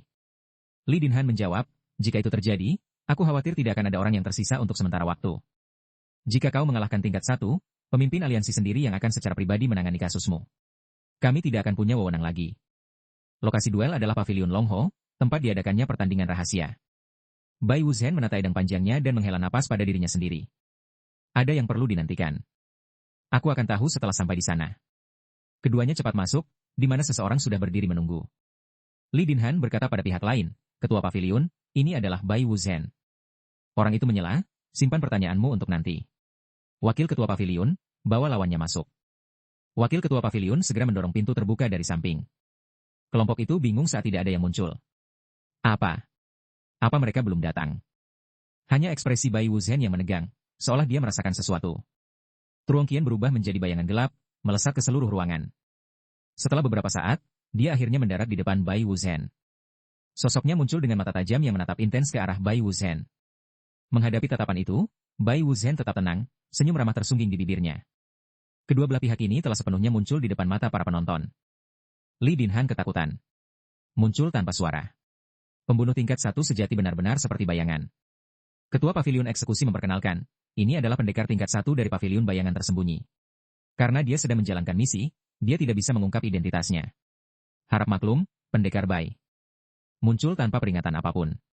Pembunuh bayaran benar-benar berbeda. Ketua pavilion segera melangkah mundur untuk memberi ruang bagi mereka berdua. Hasil duel ini akan menentukan peringkatmu. Meski diatur secara mendadak, tolong lakukan yang terbaik. Bai Wuzhen mengangguk. Aku selalu siap untuk berduel. Truong Qian mendengus dingin dalam hati. Sombong sekali. Ketua pavilion tidak bicara lagi dan melambaikan tangannya sebagai isyarat untuk memulai. Wajah Li Dinhan menunjukkan kecemasan yang jelas, dia tidak tahan untuk tidak bicara. Karena ini adalah duel, aku harap kalian berdua tidak saling melukai dengan parah. Truong Qian mengangguk, tampak setuju. Dia segera berubah menjadi kabut hitam dan menghilang sekali lagi. Ketua pavilion melihat dua orang di dekatnya begitu gelisah dan menyuruh mereka untuk diam. Wakil ketua pavilion membatin. Ilmu bela diri macam apa yang memungkinkan seseorang bersembunyi begitu sunyi? Ketua pavilion juga memiliki pikirannya sendiri. Orang ini benar-benar aneh. Dia tidak khawatir, sebaliknya, mengapa dia tersenyum? Truong Qian dengan cepat menghilang sepenuhnya dari pandangan Bai Wuzhen. Dia sekarang tersembunyi di sudut ruangan yang gelap. Akan kutunjukkan kepadamu apa artinya melihat serangan datang namun tidak mampu menghindarinya. Dia segera meninggalkan posisinya untuk memulai serangan. Bai Wuzhen berdiri diam dari awal hingga akhir, tanpa menggerakkan otot sedikit pun. Truong Qian tidak langsung menyerang tetapi pindah ke sudut lain. Dia sangat bingung. Apakah dia tertawa? Apakah dia sudah gila karena ketakutan? Bai Wuzhen tiba-tiba mengangkat tangannya. Gerakannya ini benar-benar di luar pemahaman orang-orang di sana. Semua orang pun tertegun. Apa yang dia lakukan? Truong Qian mendengus. Aku tidak tahu apa yang dia rencanakan, tapi mari kita uji. Di atas telapak tangan Bai Wuzhen, beberapa kelopak bunga mulai bermunculan. Para hadirin tidak bisa menahan napas saat melihat pemandangan itu. Kelopak-kelopak itu bertambah banyak, perlahan membentuk bunga yang tak terhitung jumlahnya. Bai Wuzhen menyapu tangannya, membiarkan bunga-bunga itu jatuh ke tanah. Segera, Cahaya putih yang menyilaukan memancar dari sekujur tubuhnya. Cahaya putih itu mengenai para penonton, tetapi tidak terjadi apa-apa pada mereka. Hal ini membuat Ruong Qian percaya bahwa itu hanyalah teknik yang tidak berguna. Dia tidak lagi ragu-ragu dan segera menerjang maju. Dia tidak menyadari bahwa jurus yang tampaknya tidak berguna itu sebenarnya mengungkapkan posisinya. Li Dinhan terkagum-kagum. Lantai yang tertutup es tipis membuat lawan meninggalkan jejak kaki. Kemampuan silumannya kini tidak berguna. Setelah serangkaian gerakan, Ruong Qian akhirnya menyadarinya juga. Jadi dia adalah ahli elemen es. Pavilion eksekusi sialan, kenapa mereka tidak memperingatkanku? Bai Wuzhen menoleh untuk meliriknya. Pria muda itu mengumpat dengan frustrasi. Sialan. Dia segera melompat ke atas, tidak lagi bergerak di sepanjang lantai. Pedangnya meluncur lurus ke arah Bai Wuzhen.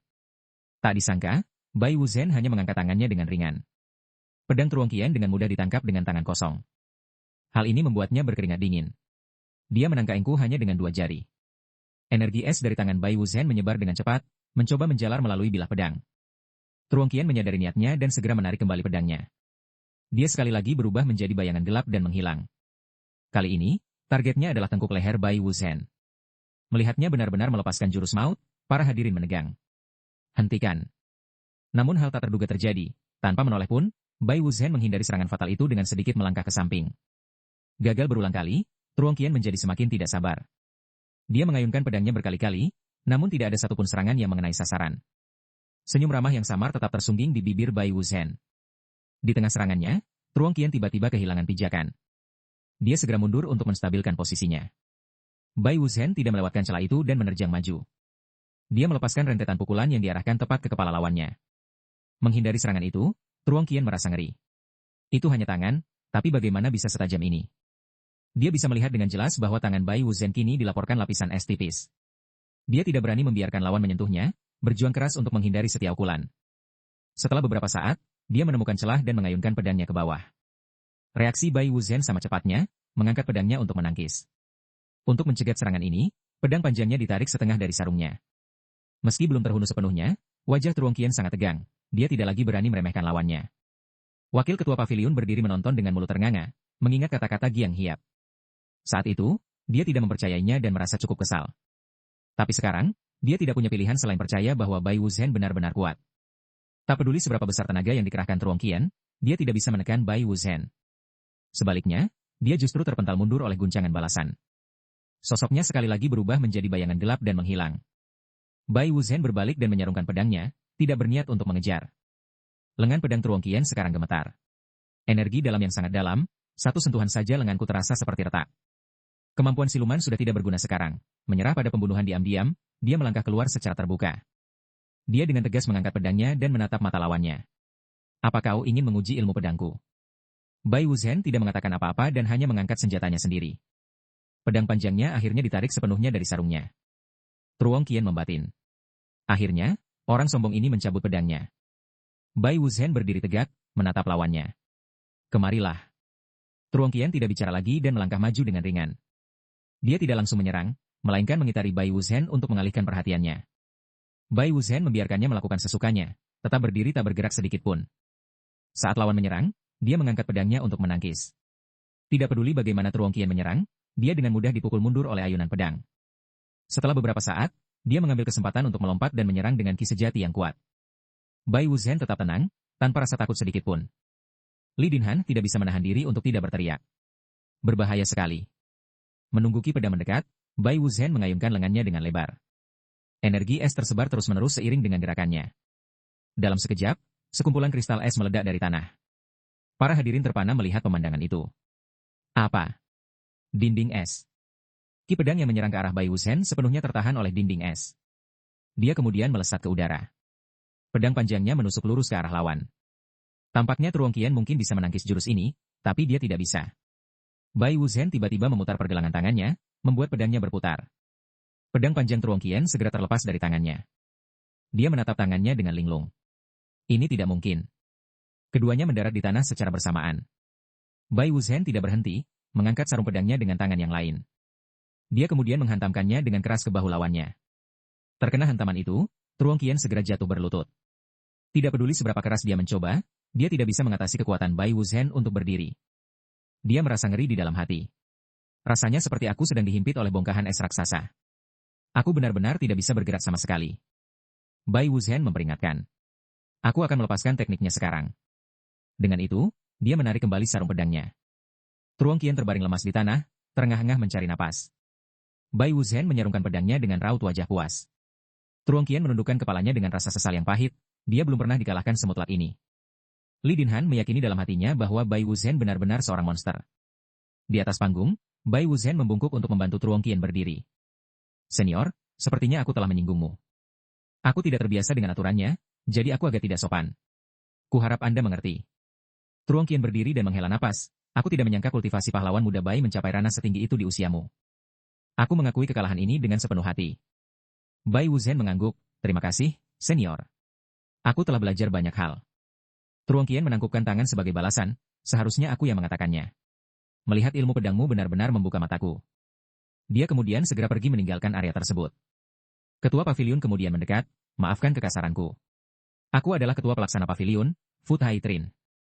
Sikap Fu Taitrin telah berubah menjadi sangat sopan. Selamat datang, pahlawan muda Bai, di Aliansi Langit Utara. Adegan beralih ke Istana Api Suci. Tuan Muda Istana. Di mana Tuan Muda Istana? Ada yang melihatnya. Melihat orang lain begitu panik, seorang pria menjawab dengan tegang, Tuan Muda Istana bilang dia ingin pergi berlatih lebih banyak. Pria parubaya itu meraung marah, sudah berapa kali kukatakan padanya. Apa dia pergi berlatih lagi? Bocah itu pergi mencari masalah lagi. Adegan beralih ke pinggiran hutan. Sekelompok orang yang menunggang kuda berderap dengan kecepatan tinggi. Mereka yang di belakang berlari sambil diliputi kecemasan. Ya Tuhan, kali ini ketua istana akan membunuh kita. Tuan Muda Istana, masalah apa lagi yang kau buat sekarang?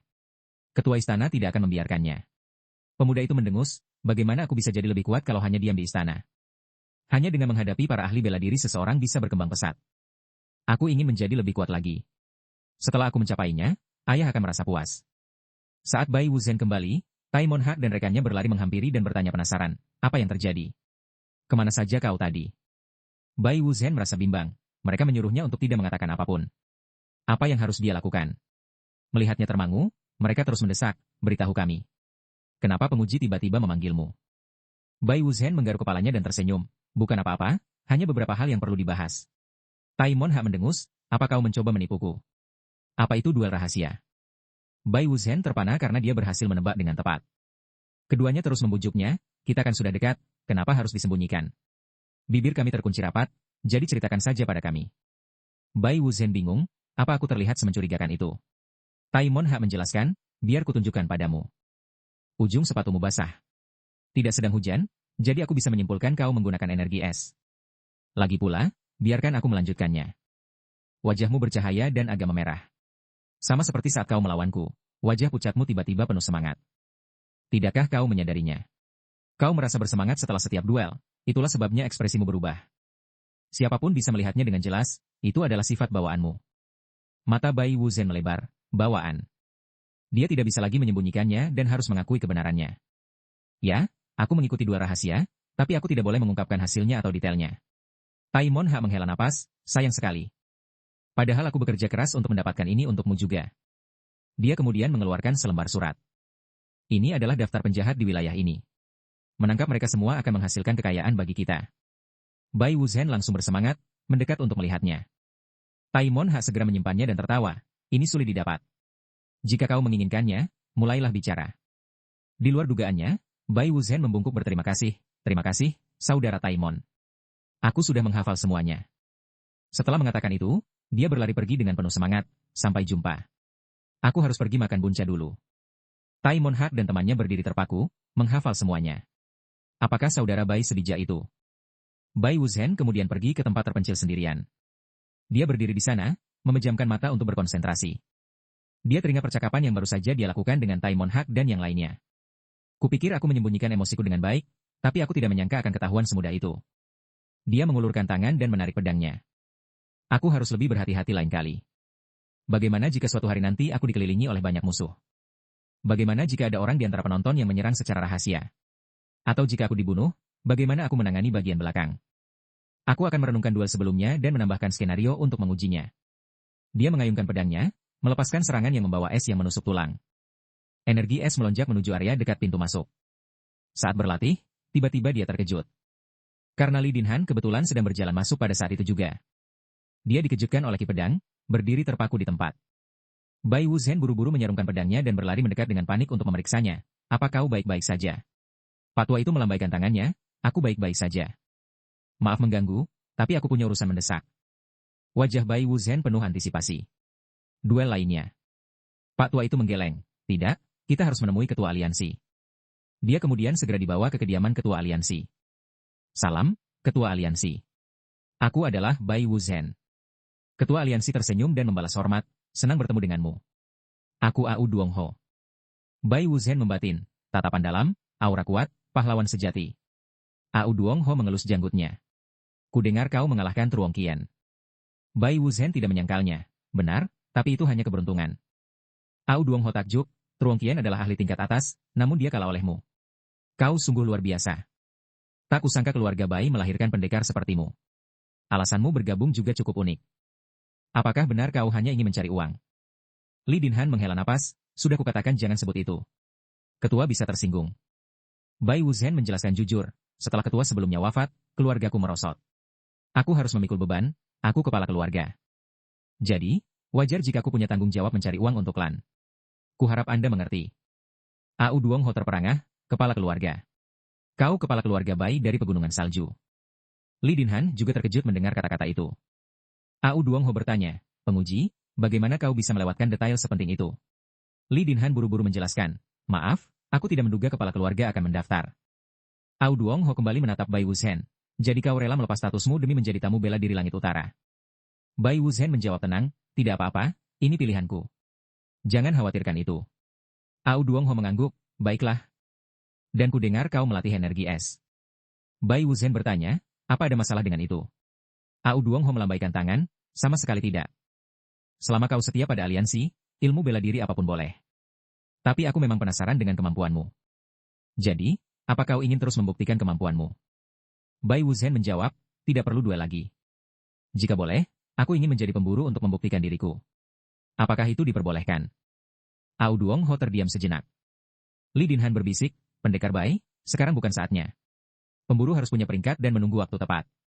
Pada saat itu, Au Duongho tertawa terbahak-bahak. Aku setuju. Akhir-akhir ini, penjahat membuat kekacauan di mana-mana, dan tak ada yang sukarela. Kau datang tepat waktu. Bai Wuzhen membungkuk, terima kasih, Tuan. Au Duongho melanjutkan. Tapi aku hanya memberimu 5 hari. Dalam 5 hari, kau harus menangkap mereka semua. Jika kau berhasil, aku akan mengakui kekuatan sejatimu. Di luar dugaan, Bai Wuzhen mengangkat 3 jarinya. Aku hanya butuh 3 hari untuk menyelesaikannya. Nanti, di ruang ketua, apa kau memanggilku? Ketua pelaksana pavilion, kau sedang menyelidiki keluarga Bai, kan? Fu Taitrin membenarkan, ya, kurasa itu perlu. Au Duongho setuju, ya, itu memang tugasmu. Tapi hentikan penyelidikan itu. Setelah bertemu Bai Wuzhen, kurasa itu tidak perlu lagi. Aku ingin menjaganya tetap dekat. Jika aku menyelidiki bawahan di belakang mereka, aku akan merasa tidak tenang. Ingat saja, pengkhianat tidak akan ditoleransi. Sebaliknya, jika dia setia, dia akan mendapat kepercayaan penuhku. Dengan bakat seperti itu, aku ingin dia memimpin dengan teladan. Kultivasi dalam, kepribadian tenang. Fu Taitrin bertanya, apa yang Anda ingin saya lakukan? Au Duongho berkata tegas, daftarkan Bai Wuzhen sebagai tamu bela diri kelas 1. Fu Taitrin terkejut, kelas 1. Biasanya itu butuh masa peninjauan. Mungkin mulai dari kelas 2. Au Duongho membentak, menempatkan orang yang mengalahkan ahli kelas 1 ke kelas 2. Bukankah itu konyol? Apa kata orang nanti? Fu Taitrin berpamitan. Au Duongho menatap keluar jendela. Bai Wuzhen. Dengan adanya dia, segalanya akan menjadi sangat menarik. Adegan beralih, Taimon Hak dan temannya berdiri di sana dengan wajah linglung. Bai Wuzhen berlari di depan, berteriak, cepatlah, atau kita akan terlambat. Taimon Hak balas berteriak, kenapa kami harus jadi pemburu juga? Kami tidak butuh uang. Bai Wuzhen tidak peduli, hatinya penuh antisipasi. Saatnya untuk pertarungan sungguhan. Dia segera mencapai gerbang kota. Ayo pergi bersama. Ini semua berkatmu, saudara Taimon. Tak lama kemudian, fajar mulai menyingsing. Seorang pria bergegas menuju kelompok Bai Wuzhen, pahlawan besar Taimon Miutin, aku menemukannya. Dia mengangkat selebaran dan menunjuk ke kejauhan, dia sedang membuat keributan di kedai itu. Chu Tufan mengacungkan jempol, klan terkenal memang berbeda, informasimu cepat. Taimon Hak memuji bawahannya, kerja bagus. Kau akan diberi imbalan. Bai Wuzhen bersemangat, ayo pergi menangkapnya. Dia bersiap untuk segera berangkat. Melihat Taimon Hak dan yang lain diam saja, dia bertanya, kenapa kalian tidak bergerak? Taimon Hak menjawab, menjadi pemburu itu urusanmu. Aku takut hal-hal seperti ini. Kami tunggu di sini, jadi tangani sendiri. Bai Wuzhen tidak memaksa dan hanya tersenyum. Baiklah, kalau begitu aku pergi. Dia pun berlari lagi dengan penuh semangat. Namun baru beberapa langkah, Taimon Hak memanggilnya. Dia lalu menutupi wajahnya, hanya menyisakan mata. Taimon Hak mengangguk puas. Kau harus sembunyi identitas. Bai Wuzhen lari ke dalam. Aku pergi, aku akan segera kembali. Chu Tufan bertanya. Apa kau khawatir? Taimon Hak mendengus. Di kedai, keadaan saat ini sedang kacau balau. Pemilik toko dan pelayan meringkuk, berteriak ketakutan. Penjahat membawa mie campur mengerikan, menginterogasi mereka. Lihat ini. Beraninya kau berini pada Tuan Kuang Dao. Orang-orang merasa difitnah, jelas dia menaruhnya sendiri. Dia kemudian melemparkan mangkuk itu ke arah kerumunan. Aku benar-benar murka sekarang.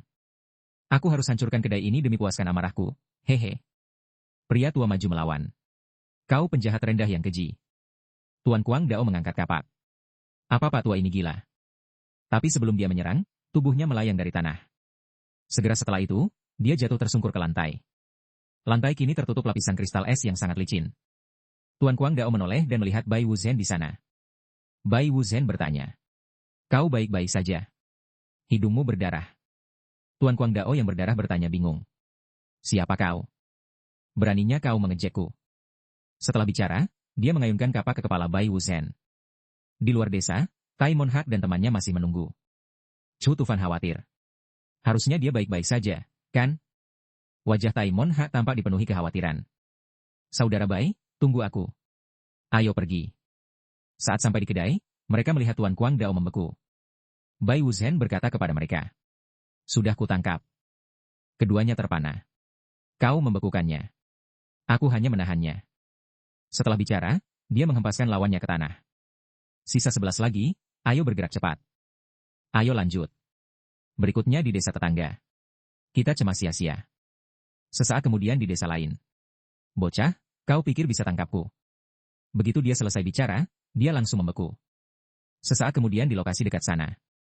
Haha, lihat jurusku. Pemuda itu baru saja melompat ketika dia membeku. Yang lain juga membeku bahkan sebelum sempat berbuat apapun. Dalam waktu singkat, Bai Wuzhen telah menangkap 4 orang. Informan berlari lagi. Tuan Muda Taimon, aku menemukannya. Bai Wuzhen segera berlari. Aku datang. 2 teman Taimon Hak pasrah. Apa dia tidak lelah? Penjahat berteriak keras. Siapa kau? Sebutkan namamu segera.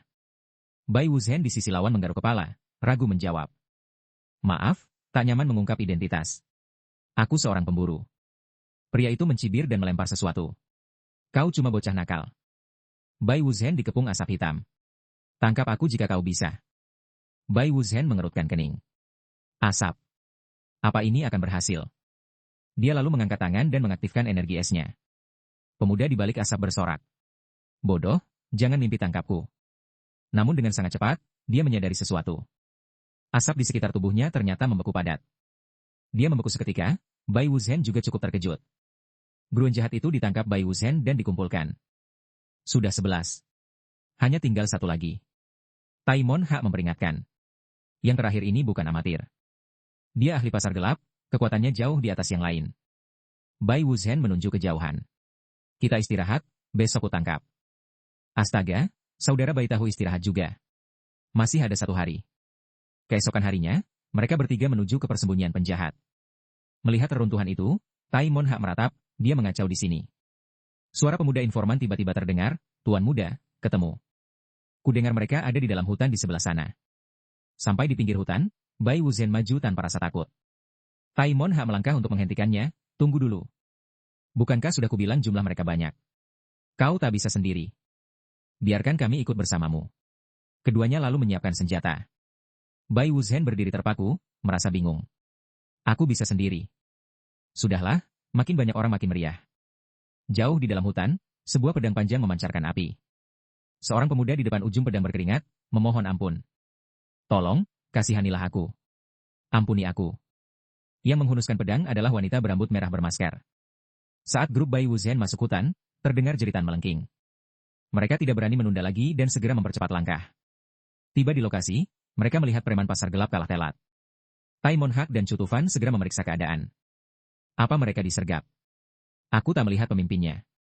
Ada apa ini? Aneh sekali. Sekitarnya hangus, dan orang-orang ini luka bakar. Seperti ledakan. Taimon Hak mengernyit. Tak ada suara ledakan. Bai Wuzhen mengernyit, menatap kejauhan. Ada panas yang hebat. Tiba-tiba, api berkobar dari arah tersebut. Mereka bertiga segera bergegas menuju sumber api. Bai Wuzhen melesat, mendahului kedua temannya saat berlari. Itu adalah seorang master yang hebat. Di sini, penjahat pasar gelap berguling di tanah, mengerang sakit. Wanita itu mendesah kecewa, kukira kau ahli, ternyata payah. Separuh wajah pria itu masih terbakar. Panas. Aku terbakar. Orang-orang yang menyertai wanita itu tiba-tiba menoleh ke samping. Mereka melihat ke arah grup Bai Wuzhen datang berlari. Seorang pria melangkah melapor pada si wanita, ada yang datang. Wanita itu menoleh dengan tatapan curiga. Trio Bai Wuzhen tiba di lokasi kejadian saat itu juga. Dia dan si wanita saling tatap, grup itu bersiaergi. Bai Wuzhen berlari ke arah penjahat pasar gelap yang jatuh. Dia menempelkan tangan, memakai energi es meredakan api. Wanita itu dan dua rekannya kini sudah menunggangi kuda. Sebelum pergi, dia tidak lupa untuk berbicara. Hei, kalian para pemburu di sana. Kutinggalkan orang itu sebagai hadiah untuk kalian. Setelah bicara, dia segera memacu kudanya dan pergi menjauh. Bai Wuzhen berdiri menatap sosok mereka yang menjauh. Dia melepas maskernya, tersenyum. Kita pasti bertemu lagi. Keesokan harinya di aliansi Langit Utara. Ouyang Hu tertawa lebar hingga tak bisa menutup mulutnya. Aku benar-benar mengakui bakatmu. Tak kusangka kau membekukan mereka semua dan menyeretnya ke sini. Hadiah sudah kukirim ke keluarga Bai, tenang saja. Dia duduk. Bagaimana kalau bermain satu permainan denganku? Aku belajar dari mantan ketua aliansi. Aku dulu tak suka Go. Tapi suatu hari, dia menjelaskan 10 perintah Go padaku. Bai Wuzhen bertanya penasaran, 10 perintah. Ouyang Hu menjelaskan, 10 aturan perilaku saat main Go. Konon aturan ini dibuat Master Wang Yichen untuk dunia persilatan. Isinya sederhana. Saat menyerang, periksa diri, jangan serakah. Makin kuat lawan, makin waspada. Aturan simpel tapi bermakna. Mantan ketua bilang ini hal yang harus diingat orang persilatan. Main Go itu seperti bela diri, orang mengulang kesalahan lama. Bai Wuzhen setuju. Ouyang Hu bertanya, tahu bagian terseramnya. Bai Wuzhen berdiri terpaku. Aku tidak yakin. Wajah Ouyang Hu menjadi serius. Itu karena semua orang mengira hal itu mudah dipahami. Jabatan ketua aliansi tidak mudah dipertahankan. Tidak bagi ketua sebelumnya, pun tidak bagiku. Bahkan sampai sekarang, hal itu tetaplah benar. Ingatlah ini. Mengetahui lawan itu kuat tapi gagal bersikap waspada akan berujung seperti mereka. Pada saat itu, sekelompok orang terlihat sedang mendekat dari kejauhan. Bai Wuzhen berdiri terkejut untuk mengawasi mereka. Setiap dari mereka tampak berwibawa, mereka terlihat seperti pasukan yang tangguh dalam pertempuran. Bai Wuzhen berjalan ke sisi Ouyang Hu dan bertanya. Ketua aliansi, di antara 10 perintah, apakah ada kesiapsiagaan? Ouyang Hu balik bertanya. Apa mereka terlihat terlalu banyak? Bai Wuzhen membenarkan. Ya, apa kau sudah menduga ini? Ouyang Hu menjawab tanpa menyembunyikan apapun. Pertandingan ini adalah pengaturanku. Dia lalu menghunus pedangnya. Kau sudah menunjukkan kekuatanmu. Jadi, aku juga harus menunjukkan milikku padamu. Pria tua yang memimpin kelompok itu berteriak keras. Kapten pengawal, apa kabarmu belakangan ini? Ouyang Hu tertawa lebar sebagai tanggapan. Tetua duanmu, aku tahu itu kau. Tapi kau membawa cukup banyak orang. Dia menjelaskan dengan pelan pada Bai Wuzhen. Aku dulunya adalah seorang pengawal bela diri. Pria tua itu berteriak lagi. Menjadi ketua aliansi membuat egomu tumbuh. Sejak kapan kau berani bicara begitu padaku? Orang lain ikut bicara. Tak ada yang menghentikan kami di sepanjang jalan ke sini. Apa kau benar-benar ketua aliansi Langit Utara? Ouyang Hu menunjuk dirinya dengan sombong. Bodoh, itu karena aku tidak membiarkan mereka menghentikan kalian. Lihatlah ke belakangmu. Jalan keluar kalian sudah terputus. Orang banyak itu menjadi gelisah setelah melihat situasinya. Ouyang Hu tertawa lebih riang lagi. Tetua duanmu mengenalku dengan baik, namun tetap terjebak dalam perangkap. Pria tua itu memegang gagang pedangnya. Tentu saja, aku sudah mengantisipasi ini. Dia segera menghunus pedangnya. Kelompok di belakangnya semuanya melakukan hal yang sama secara bersamaan. Ouyang Hu menjelaskan. Mereka adalah pendekar pedang dari keluarga pedang duanmu. Bai Wuzhen sedikit tegang. Ada begitu banyak dari mereka, ketua aliansi. Ouyang Hu menyuruhnya untuk tinggal di sana saja dan menonton. Bai Wuzhen bingung. Bukankah baru saja kau bilang seseorang tidak boleh serakah akan kemenangan? Apa kau berencana untuk membunuh mereka semua? Ouyang Hu tertawa dingin. Bagaimana jika iya? Bai Wuzhen memberikan pendapatnya. Bisakah kita mengampuni beberapa dari mereka? Atau meminta mereka menyerah? Dari sikap mereka, beberapa tanpa terpaksa, jadi tak perlu membunuh semua orang. Ketua aliansi, tolong izinkan aku mengatakan beberapa patah kata kepada mereka. Setelah Ouyang Hu memberi izin, dia berteriak. Kalian yang terpaksa ke sini, diam di tempat, aku akan memberi kalian jalan hidup. Aku tahu kalian datang ke sini atas perintah atasan kalian. Jangan sia-siakan nyawa kalian demi masalah seperti itu. Pria tua itu menggertakkan gigi dalam kemarahan yang pahit. Bocah berwajah pucat itu. Mengatakan itu di depan begitu banyak orang, apa dia sudah gila? Atau dia semacam master yang tak tertandingi? Tak mampu memahaminya, dia memimpin serangan dengan pedangnya. Cukup bicara, semuanya serang. Ouyang Hu meratap. Sepertinya banyak yang telah membuat pilihan salah. Diam saja di sana dan tunggu. Sebelum dia selesai bicara, Bai Wuzhen menghilang dari tempatnya. Mengabaikannya sepenuhnya, pemuda itu menerjang langsung ke arah kerumunan. Wajah Ouyang Hu penuh ketidakberdayaan. TSK, ku bilang tonton saja. Bai Wuzhen menatap kerumunan itu, menganalisis situasi. Pemimpinnya adalah pria tua itu dan dua orang di sampingnya. Mengendalikan mereka akan mengubah keadaan. Dia dengan cepat mendarat di tanah sebelum kerumunan itu, energi es terpancar darinya. Dia menempelkan tangannya di atas tanah. Seketika, kaki ketiga tetua itu tersegel dalam es. Orang banyak itu langsung jatuh dalam kepanikan. Apakah ini es? Bai Wuzhen mengernyit sambil berpikir. Menggunakan es untuk menahan mereka menghindari pembunuhan yang sia-sia. Pria tua itu meraung marah. Jangan berani-berani menghalangi jalanku. Dia kemudian mengayunkan pedangnya untuk menghancurkan es tersebut. Setelah itu, dia melompat tinggi ke udara. Targetnya adalah Ouyang Hu. Saksikan teknik pedangku. Ouyang Hu tertawa dingin, mengaktifkan energi dalamnya. Bela dirimu masih cukup angkuh. Dia kemudian mulai berputar dengan cepat di tempat. Seluruh tubuhnya seketika diselimuti oleh kobaran api dan asap hitam. Dia dengan cepat mengayunkan pedangnya, melepaskan serangan yang kuat. Energi pedang itu, yang membawa api yang dahsyat, merobek udara. Pria tua yang menerjang maju itu segera menegang, menggertakkan giginya untuk menahan serangan. Sisa energi pedang itu menebas ke arah kerumunan di bawah. Dua bawahan muda dan para kroco di belakang mereka seketika bersimbah darah, saat jeritan kesakitan yang mengguncang langit bergema. Bai Wuzhen berdiri terpaku, membeku oleh pemandangan berdarah di depan matanya. Yang lain ketakutan setengah mati melihat pemandangan itu, secara naluriah mundur karena takut. Bai Wuzhen sekali lagi meneriakkan peringatan. Semuanya, berhenti sekarang. Jangan melawan lagi, itu hanya menyia-nyiakan nyawa kalian. Jatuhkan senjata kalian dan berhenti saat ini juga. Saat itu juga, seorang penyintas dari belakang tiba-tiba menerjang maju, mengayunkan pedangnya dalam serangan mendadak. Tapi sebelum dia berhasil, pecahan embun beku muncul dan merenggut nyawanya. Bahkan Bai Wuzhen sendiri terkejut dengan apa yang telah terjadi.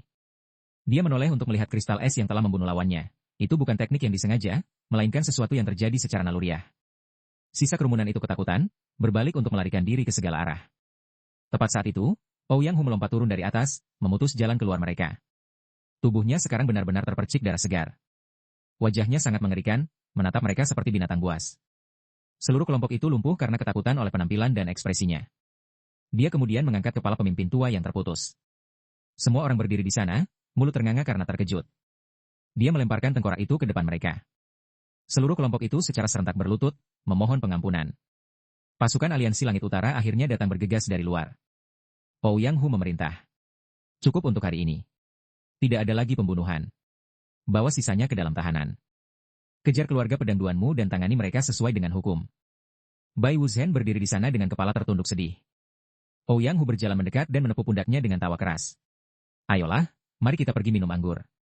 Pikiran pemuda itu masih dihantui oleh ekspresi wajah pria itu sebelum dia mati. Dia merasa mustahil untuk merasakan kegembiraan apapun. Tangannya mengepal erat, mengungkapkan gejolak batinnya. Ini pertama kalinya aku membunuh seseorang. Mereka berdua kembali menuju pusat kota. Saat malam tiba, Bai Wuzhen kembali ke kamarnya, pakaiannya masih ternoda darah segar. Dia melepas pakaian yang berlumuran darah itu, memperlihatkan fisiknya yang atletis. Dia menata kain di tangannya, pikirannya tanpa sadar melayang kembali ke momen itu.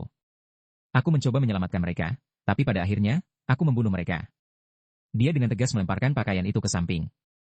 Selama serangan mendadak itu, aku menggunakan jenis seni bela diri yang bahkan aku tidak tahu aku miliki. Mungkinkah aku masih belum sepenuhnya menguasai teknik keluargaku? Ouyang Hu.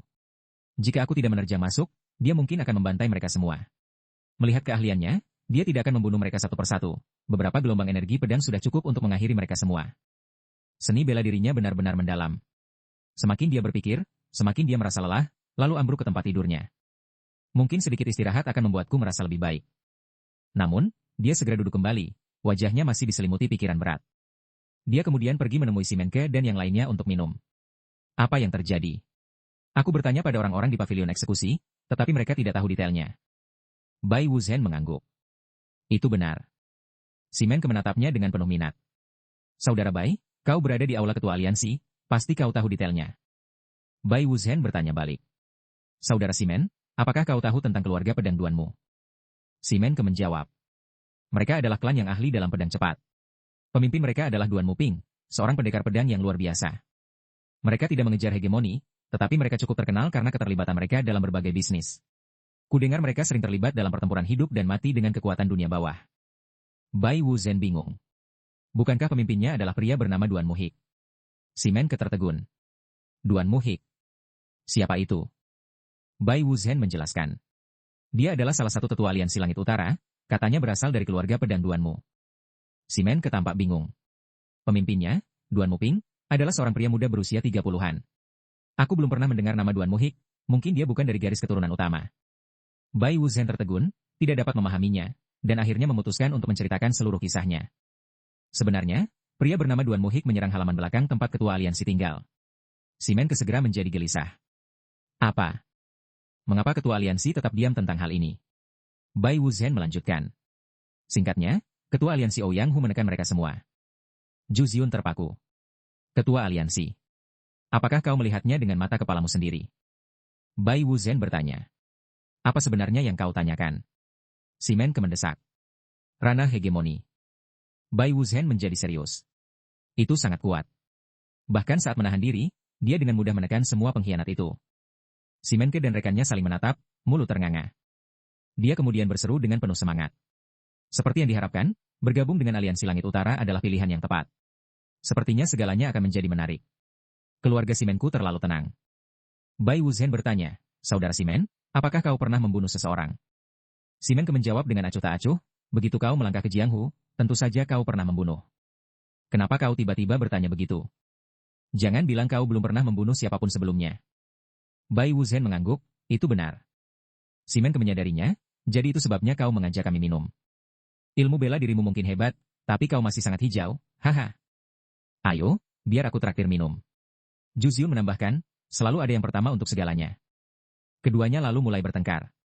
Haha, apa kau mabuk? Omong kosong apa yang kau bicarakan? Disebut pertama kali karena itu memang yang pertama. Itu maksudku, haha. Bai Wuzhen duduk di sana, wajahnya masih diselimuti kesedihan. Simenke menghampiri dan menepuk pundaknya untuk menghibur, kau akan segera terbiasa. Jangan khawatir, tersenyumlah. Kau selamat dari serangan para pengkhianat.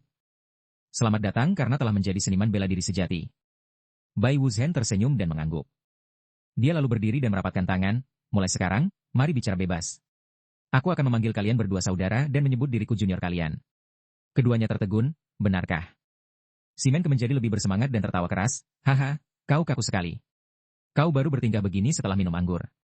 Baik, mulai sekarang aku akan memanggilmu adik Bai yang berharga. Bai Wuzhen mengangguk, biarlah begitu. Juniormu ini hanya ahli dalam bela diri dan tahu sedikit hal lain, jadi aku berharap bimbingan kalian, saudara-saudara. Simenke berkata dengan bangga, aku hanya lebih lemah darimu dalam bela diri, aku tahu lebih banyak darimu tentang hal lainnya.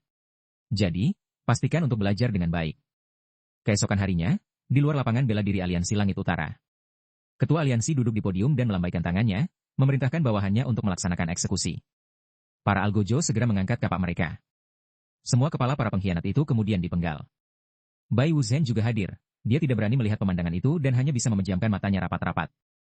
Ouyang Hu kemudian meneriakkan perintahnya, mulai sekarang, sekte pedang tempur dan pasukan pembasmi iblis akan menyerang keluarga pedang Duanmu di bawah komando kapten mereka.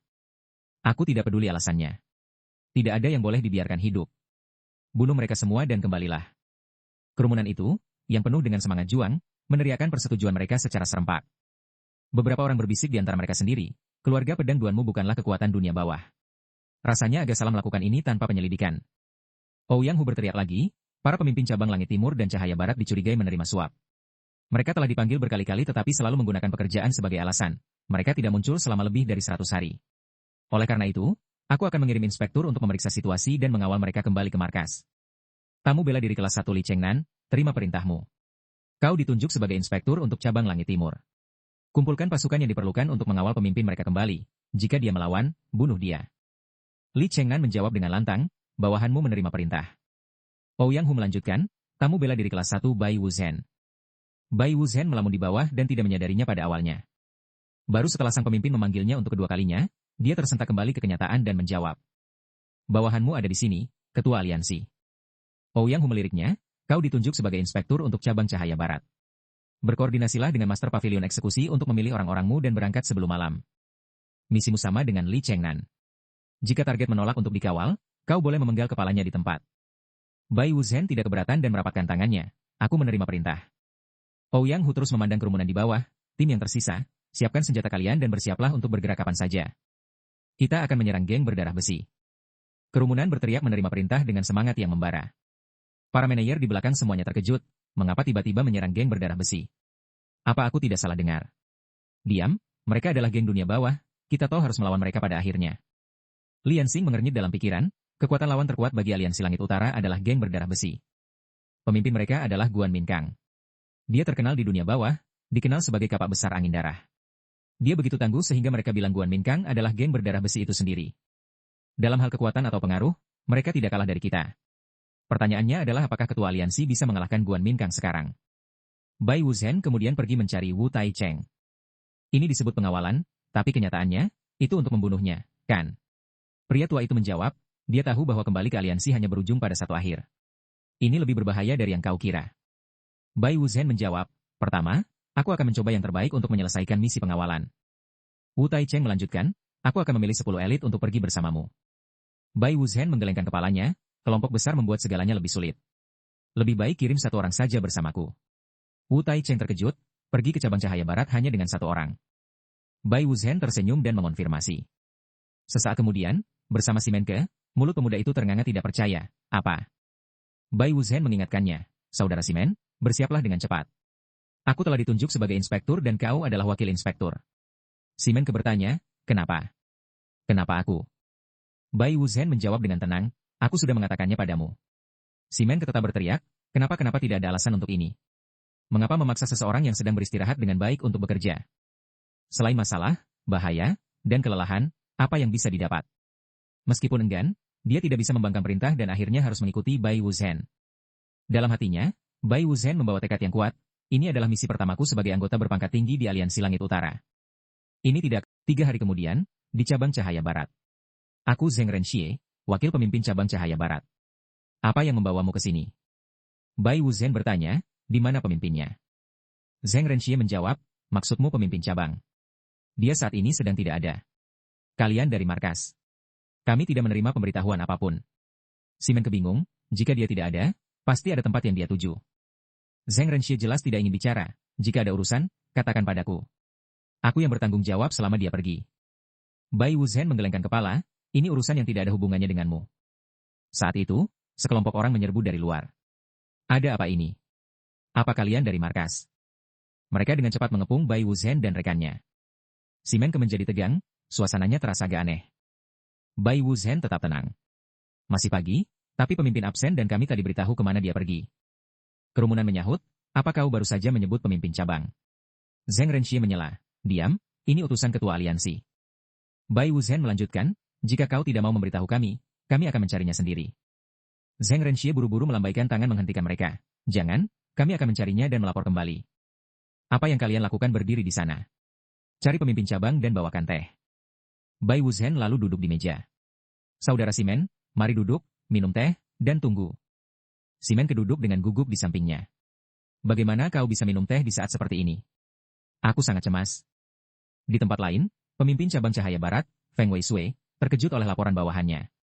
Utusan ketua aliansi. Zheng Renxie menggeleng, dia bersikeras menemuimu sebelum bicara. Feng Weishui tegang, kalau begitu ini kabar buruk. Saat dia hendak pergi, orang yang duduk di hadapannya tiba-tiba angkat bicara. Pemimpin cabang Feng, pekerjaan harus ditangani dengan jelas. Kau sudah memutuskan keluar dari Aliansi Langit Utara. Ketua geng kami akan mengatur posisi untukmu dan semua saudaramu, bahkan memperkuat kekuatan militer kalian. Terlebih lagi, di bawah ketua kami, kau tak perlu khawatir dipanggil untuk hal sepele. Kau tidak bisa ragu selamanya.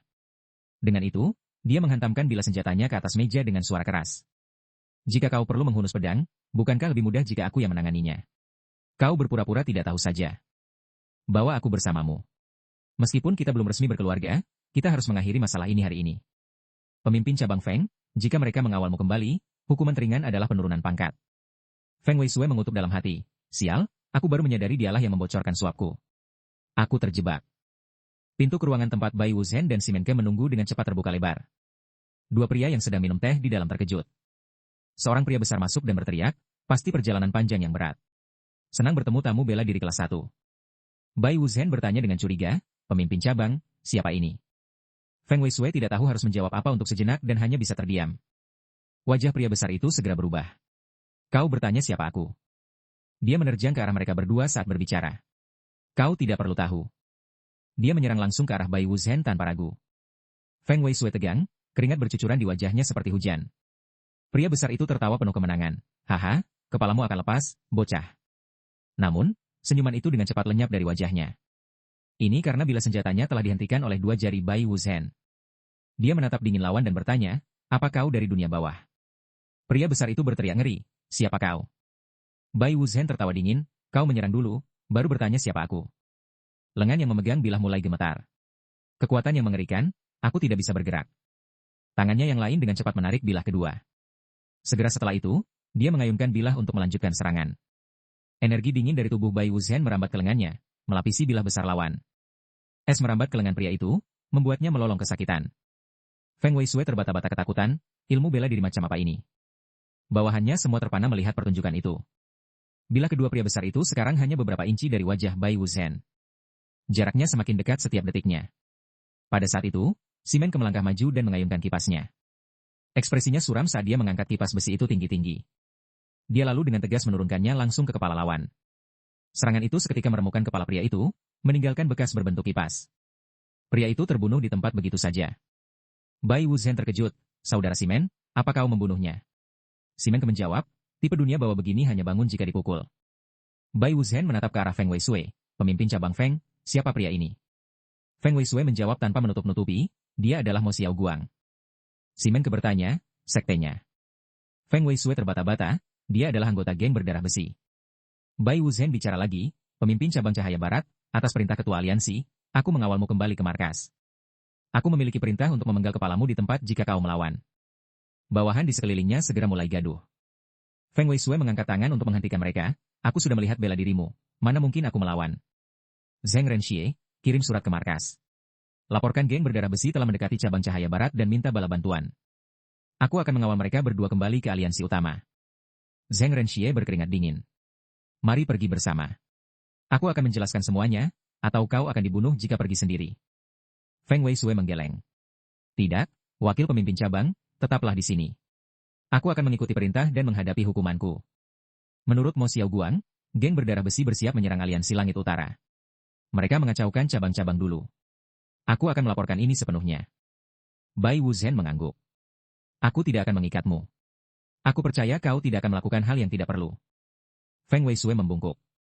Tolong bantu aku. Ini satu-satunya cara bagiku untuk selamat dan agar cabang Cahaya Barat bisa bertahan. Mereka bertiga segera berangkat di bawah kegelapan malam. Saat Bai Wuzhen dan rekannya menggunakan teknik pergerakan, Feng Weisui berkuda, berpikir, dunia bawah menyerang saat mereka melihat celah.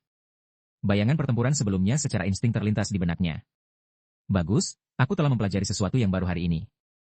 Saat dia berkuda, tiba-tiba dia menyadari ada sesuatu yang salah. Si Menke, yang kelelahan, berhenti bergerak. Bai Wuzhen menoleh untuk memeriksanya.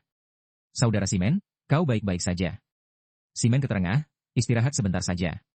Sebentar saja. Adegan berpindah ke cabang Cahaya Barat, di mana orang-orang yang tertinggal telah dibantai. Seseorang sedang memeriksa mayat Mo Xiao Guang. Ini adalah bekas dari senjata tumpul. Dia kemudian menoleh ke arah sudut ruangan. Zheng Renxie duduk di sana, berlumuran darah dan terengah-engah. Apakah pelakunya yang berbaju putih dan membawa kipas? Adegan berpindah ke sebuah kedai pinggir jalan di suatu tempat. Dua rekan Bai Wuzhen saat ini berada di kamar mereka, tidur terlelap seperti orang mati. Bai Wuzhen mengintip ke dalam dan berpikir, jika aku sendirian, aku tidak perlu beristirahat dengan jadwal seperti ini. Tapi karena aku bersama orang lain, tidak perlu memaksakan diri terlalu keras. Dia pelan-pelan menutup pintu agar mereka bisa istirahat dan turun ke bawah untuk minum. Dia diam-diam menilai mereka yang hadir. Semuanya hanya tingkat rendah. Hanya satu tingkat tinggi, sisanya sebagian besar tingkat rendah. Kupikir pertemuan besar seperti ini akan memiliki pertarungan yang lebih menarik. Saat itu, pintu utama didorong terbuka.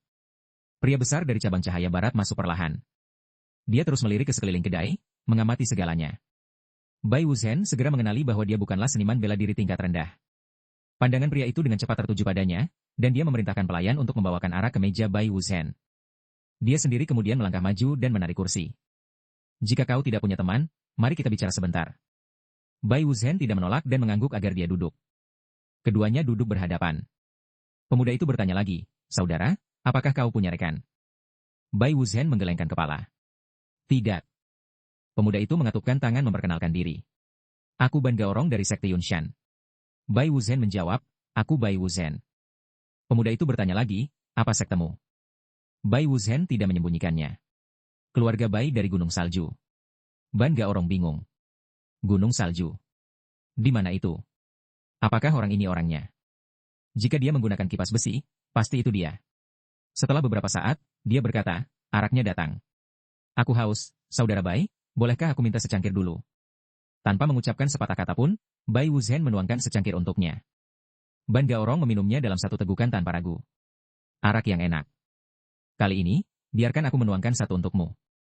Bai Wuzhen tidak mengatakan apa-apa dan menyerahkan guci arak kepadanya. Ban Gaorong mengerutkan kening dan berpikir, mari kita uji dia sedikit. Berpikir demikian, dia dengan tegas mengulurkan tangan dan mencengkeram pergelangan tangan Bai Wuzhen. Ini mengejutkan Bai Wuzhen dan pelayan itu. Pelayan itu berdiri terpaku di tempat, tidak berani melangkah maju. Ban Gaorong berpikir, aku akan mencoba mengalirkan energi internalku ke dalamnya. Bai Wuzhen bertanya dengan tenang, apa yang kau lakukan? Ban Gaorong mendengus dan segera mengaktifkan energi internalnya. Namun kemudian sesuatu yang tak terduga terjadi. Energi internalnya tidak bisa menembus, sebaliknya, itu malah terdorong kembali. Ekspresi Bai Wuzhen menjadi gelap. Apakah kau mencoba menguji kekuatanmu? Dia kemudian mengulurkan tangan dan mencengkeram tangan pria itu. Pemuda itu, yang terjepit dalam genggamannya, segera berteriak kesakitan. Guci arak di tangannya juga jatuh dan hancur. Air di dalamnya terpercik keluar dan seketika berubah menjadi kristal es oleh energi dingin. Bai Wuzhen mulai menyalurkan energi dinginnya ke lengan pria itu. Kau sama saja seperti Mo Xiaoguang itu, benar-benar tidak tahu diri. Apa hubunganmu dengan Mo Xiaoguang?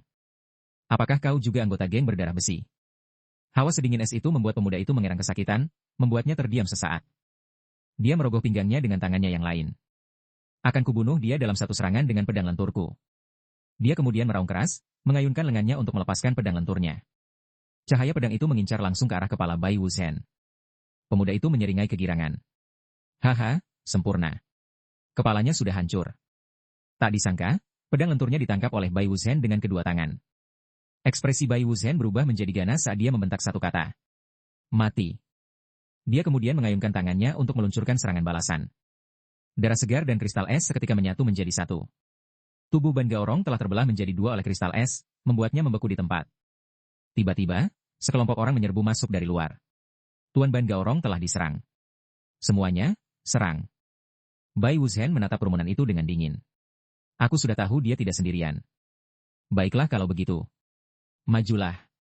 Tepat saat itu, gelombang api muncul, menghalangi kedua belah pihak. Diiringi dengan suara yang agak jengkel.